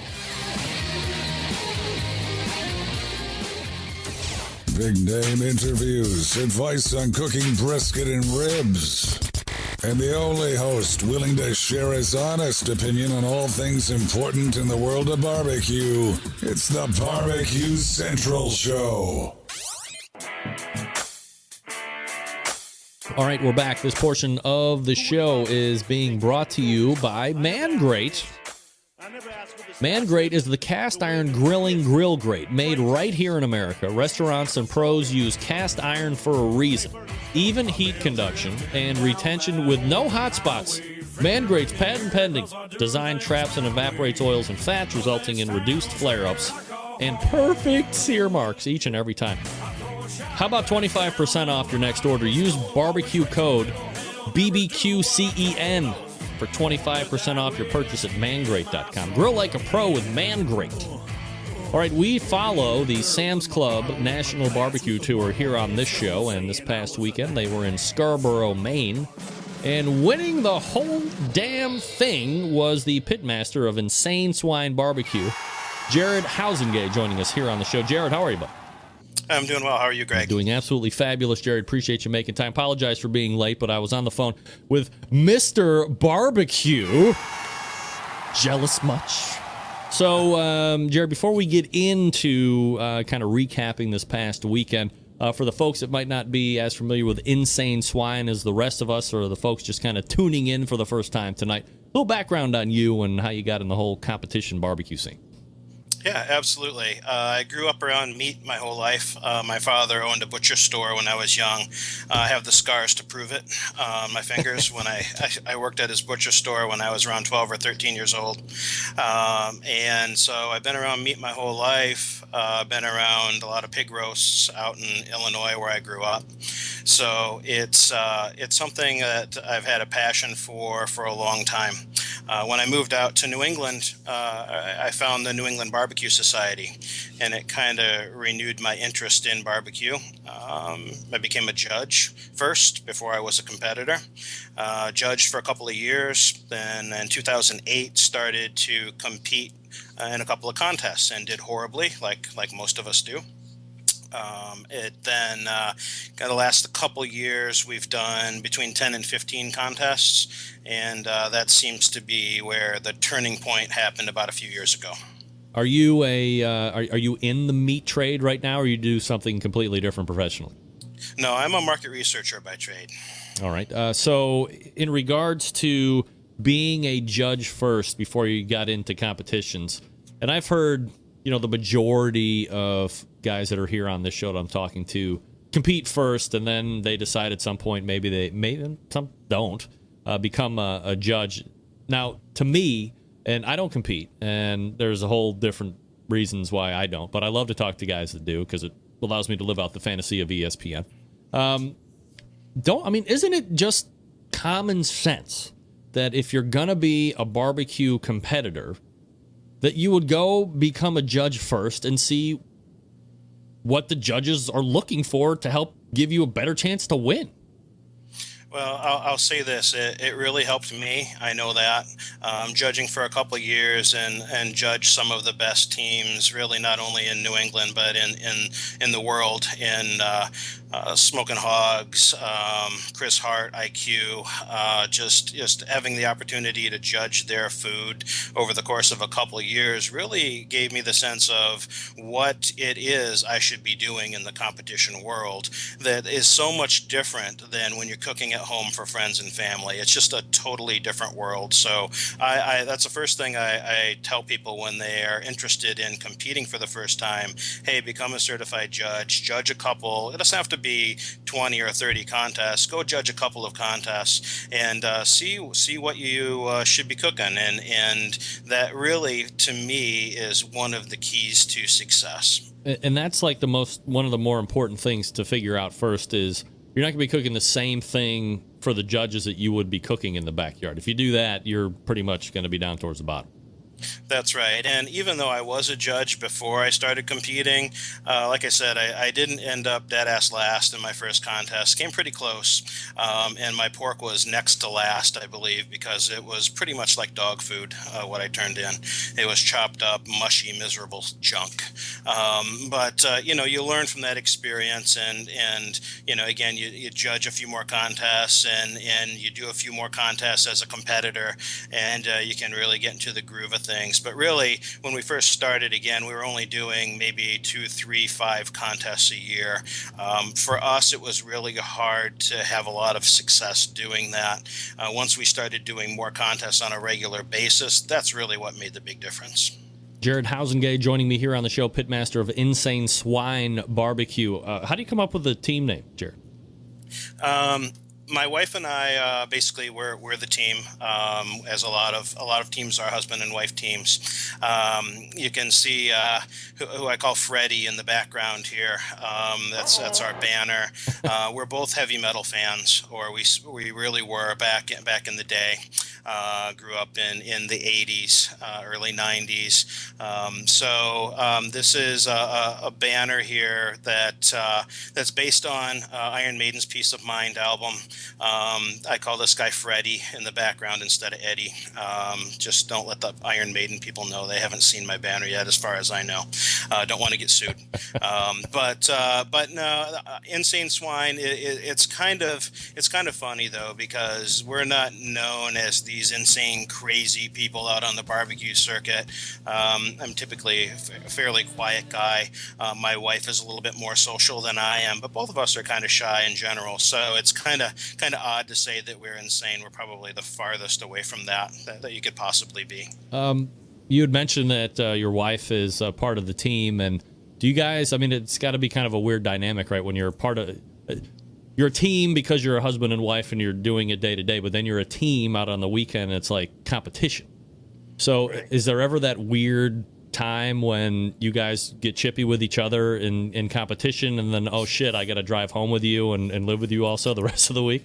It's funny that you say that. A couple of times where we've actually had our best results in competitions is, we call it bickering. We bicker at each other. I wouldn't call it fighting, because that would be a little bit too strong. But yeah, we won a double header in New Hampshire. So we did a grilling competition Saturday and the barbecue on Sunday.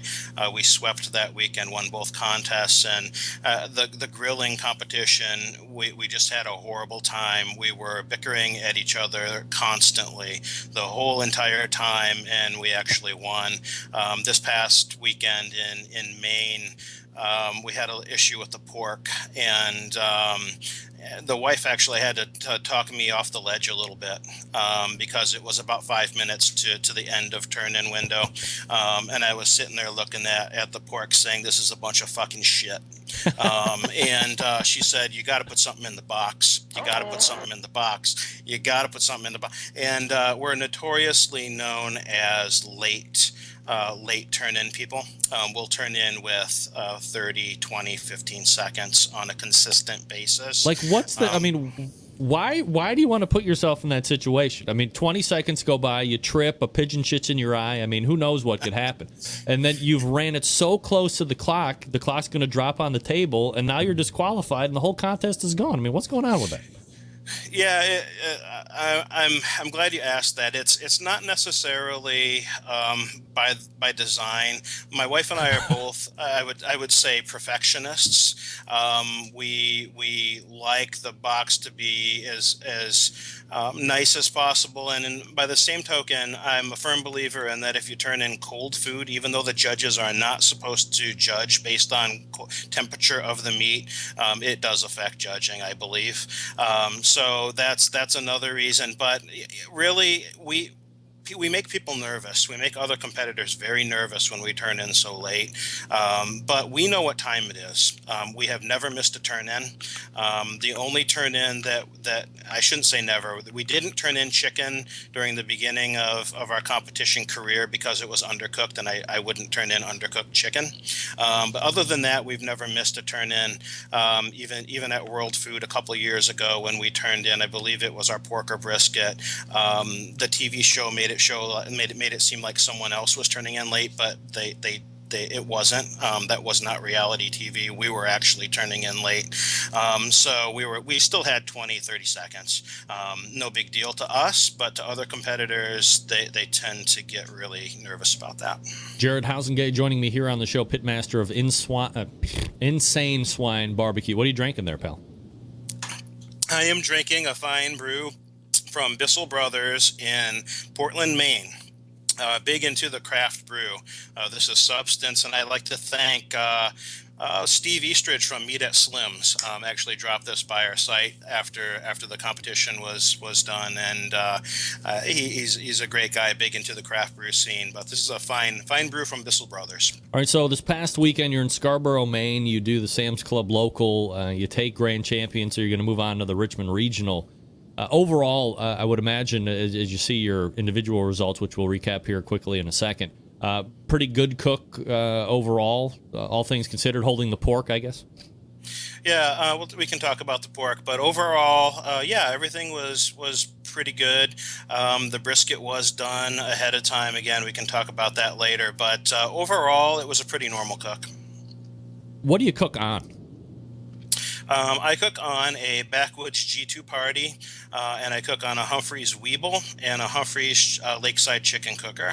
And I was listening to Bruce in the last segment, and you know what my cookers are out there thinking? My Humphreys and my Backwoods are out there thinking in my trailer right now. They're thinking when I go to bed, thank God I'm not a pellet cooker. I'm not a fan. Yeah, touche. So are you, a lot of the guys that run the Backwoods and those vault style cookers are also running a Guru, of course, which I will always recommend, or some type of a draft control system. You do that too, and if so, who do you use? I do not. I have a Guru sitting in my basement collecting dust. I don't have anything against Gurus. I don't mind when people use them, and pellet cookers too. I'm not against the people who use them, but I don't particularly think, especially with pellet cookers, I don't believe they have a place in competition barbecue. I think dialing up a number and punch and go is not something that I believe barbecue to be. But again, that's not a popular opinion, especially amongst a lot of my friends who use pellet cookers. And again, they're legal, so I can't fault them for using those types of cookers. But for me, I like the Backwoods, I like the Humphreys, I like charcoal, I like wood chunks, I like water cookers. I started out with a WSM, actually a few WSMs. So that's just what I prefer. And I don't prefer a draft system, getting back to your question, because I don't feel like I need it. I don't feel like some people think that a consistent temperature is necessary for good barbecue. I do not subscribe to that theory. I think ups and downs are fine as long as you know where you're at before turn-ins, well before turn-ins, and you get your meat done the way you want it to be done. I don't think anything between 180 and 250 is good for me anyway, as long as, again, I allow enough time and adjust the temperature appropriately. All right, so let me follow up on a couple things you just mentioned there. So if you're not taking a dump on the guys that are using pellet cookers, because, as you said, they're legal, and certainly nobody can contest that, can the stick burner guy come over and then dump on you and going, well, you're just using charcoal, and you throw a couple lit charcoals on top of there, you get it up to temperature, and I'm a real man, and I'm throwing sticks in there every hour and 15 minutes. Like, where does the delineation line between who's doing it real and who isn't fall for you? That's a great point, and they could very well dump on me, and I would be okay with that if they did that, because another thing I don't want to own is a Jambo or a Lang or a stick burner of any type. It just doesn't appeal to me either. So yeah, they can definitely feel free to dump on me as much as they want. For me, the difference is really are electronics necessary? Are electronics not even just a Guru? Are electronics an integral part of the build of that system? To me, that again, I can't say it's cheating, it's illegal, it's wrong, but for me personally, it's not my philosophy of what barbecue is. So as somebody that competes, and I would imagine would like to foster the continued success of the sport in general, and I'm going to go in a completely opposite direction here, wouldn't it make more sense for KCBS and FBA and all these other people to also open up cookers so like Southern Pride and Old Hickory gas pits can come in and somebody can, bring in their Samsung oven that they've jimmy rigged up to run off a 20-pound propane tank and just open competition barbecue up to everybody at this point. Because, look, not to be contradictory, but I agree with you. If you're going to run pellet cookers and you're going to have drafting systems that allow you to set a temperature and not institute your skill of fire management, I mean, what's the difference? Why not let the propane guys in at this point? And I wouldn't have any problems with that either, because, again, if you're going to let pellet cookers in, you're going to let electronic cookers basically in already. What's the difference between that and an oven or propane? In my mind, there's not much difference. Others will disagree, I'm sure. But no, I don't, if they're going to allow, I don't think you'd find a lot of people cooking on those types of cookers, personally, but maybe you would. I wouldn't have any issue with them allowing those, as long as they're going to allow gurus and pellet cookers anyway. Jared Housengate joining me here on the show. Jared, all right, so let's get back to the competition. Sorry for the divergence there, but in regards to the individual categories, if you could kind of break them down quickly for me and what you thought about. Sure. I'll give you the quick rundown. So chicken, we got first place in chicken. It was by far the best chicken that we've cooked this year. We've struggled a little bit with chicken. I've adjusted the injection and the rub for this cook, and it worked beautifully. I went from using 3 rubs to using 5 rubs on my chicken, which sounds like an insane amount of rub types, but it worked in this particular case. So really, really happy with the chicken. Hopefully we can duplicate it in Virginia. Whose rubs are you using on chicken? I'm using some stuff from Big Papa's. So I use Sweet Money. Yep. I also use Marvelous. I use Simply Sweet Seduction. I use Smoking Guns. I use Little Lutin' Booties, and I use something else. That's the secret one, huh? Can't let that one go. All right. So, yeah, that is 5. Wow, that's crazy. Yep. So pork ribs were decent. They came in 6th. They didn't wow us. The flavor wasn't fantastic. They were good, but not fantastic. The tenderness was pretty spot on. Pork was overcooked. That was the issue that we had there with the pork. And I don't necessarily know why. I'm pretty sure I pulled it at the temperature it was supposed to be, but obviously something happened there with the pork where it was overdone. So I kind of struggled to get the 6 portions that I needed to get in that box. But it came in 9th, so I can't really complain with 4 top 10 calls. Are you a guy that just turns in money muscle for pork, or do you do a bunch of other stuff? I typically do money muscle and chunks. I don't typically do pulled or chopped. It's not something I've had great success with, but I do the money muscle and the chunk. All right. Brisket. I thought was again one of our best of the season. We got second in brisket by something like 0.0228 points. We came in second to Q&A men. So the brisket was fantastic. Can't complain about that. Brisket's been our strongest category this year. You're injecting, obviously. Do you use a commercially made product or something you whip up at home? I trust my butcher. All right, good for you. Who doesn't these days, for crying out loud? Good job, David. All right, so I would imagine, as they're going through the overall categories and they get down to the last 2 and you don't hear your name at reserve, do you think that there's just not any way that the next name isn't going to be yours? Well, I didn't have any doubt. My wife is the pessimist. Suzanne never wants to really be let down, so she always believes that we're not going to get a call. But with a 1st, 2nd, 6th, and 9th, I was pretty sure we'd be in the top 6, which is what they call it, Sam's at the locals. So once I got to reserve, I was thrilled, and Suzanne was really nervous. But I was, again, pretty sure that we were going to be in the top 6. Is that a good win for you guys? You happy to win a Sam's Club local? Absolutely. I actually think the locals are more challenging than the regionals, or just as challenging as the regionals, especially up here in New England. There's a ton of great teams, as they're all over the country, but a lot of great teams, a lot of great people at the Sam's local, and just, a little luck was on our side too. I think we hit some good tables, and, it's definitely a nice win. Will you be going to the regional in Richmond, Virginia for sure on September 5th? Yeah, we just signed up today. I know of a few teams in the top 6 that won't be going, but yeah, we're definitely going. All right, and where are you going to be cooking at next year?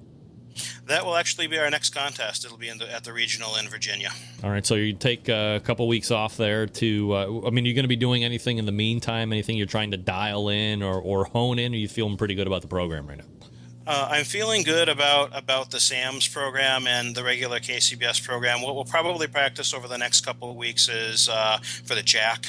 We got invited to the Jack again this year, so I need to do a little chicken practice for that.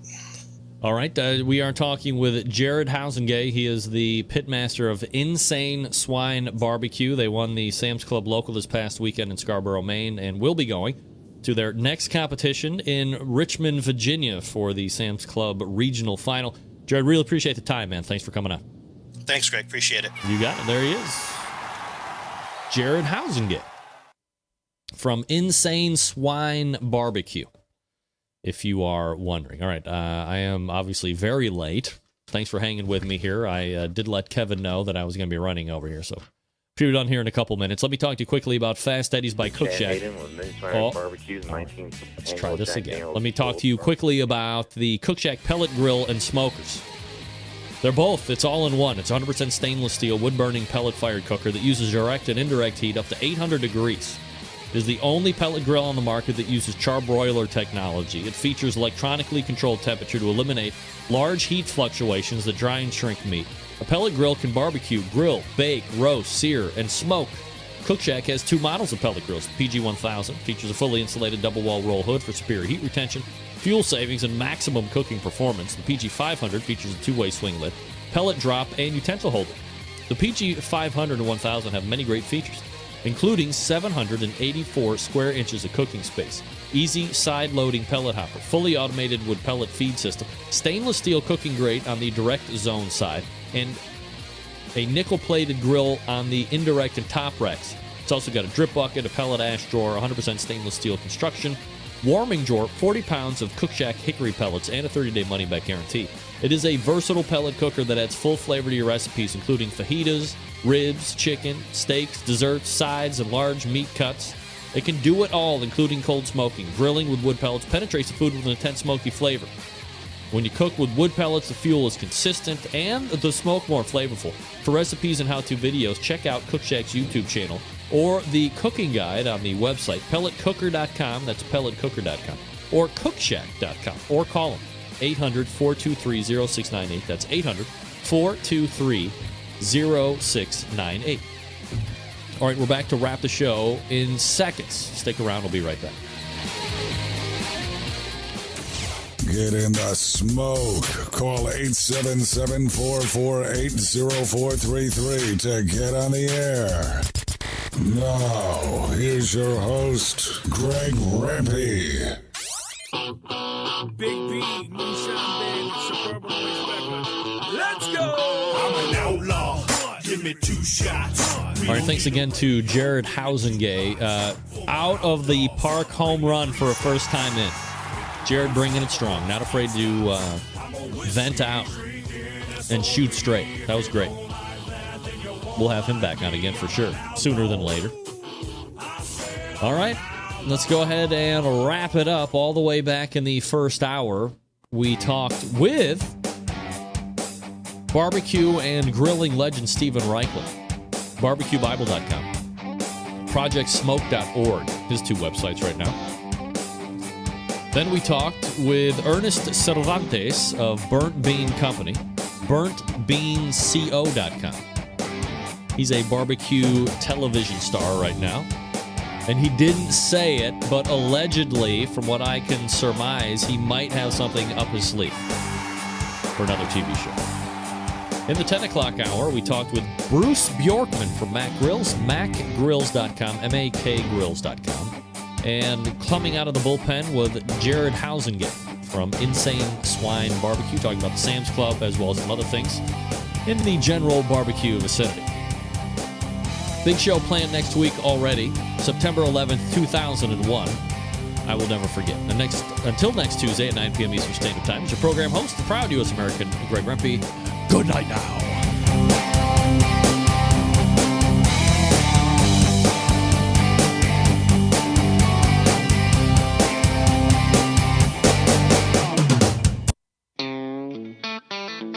This is the BBQ Central Radio Show, which airs live every Tuesday evening from 9 to 11 p.m. Eastern.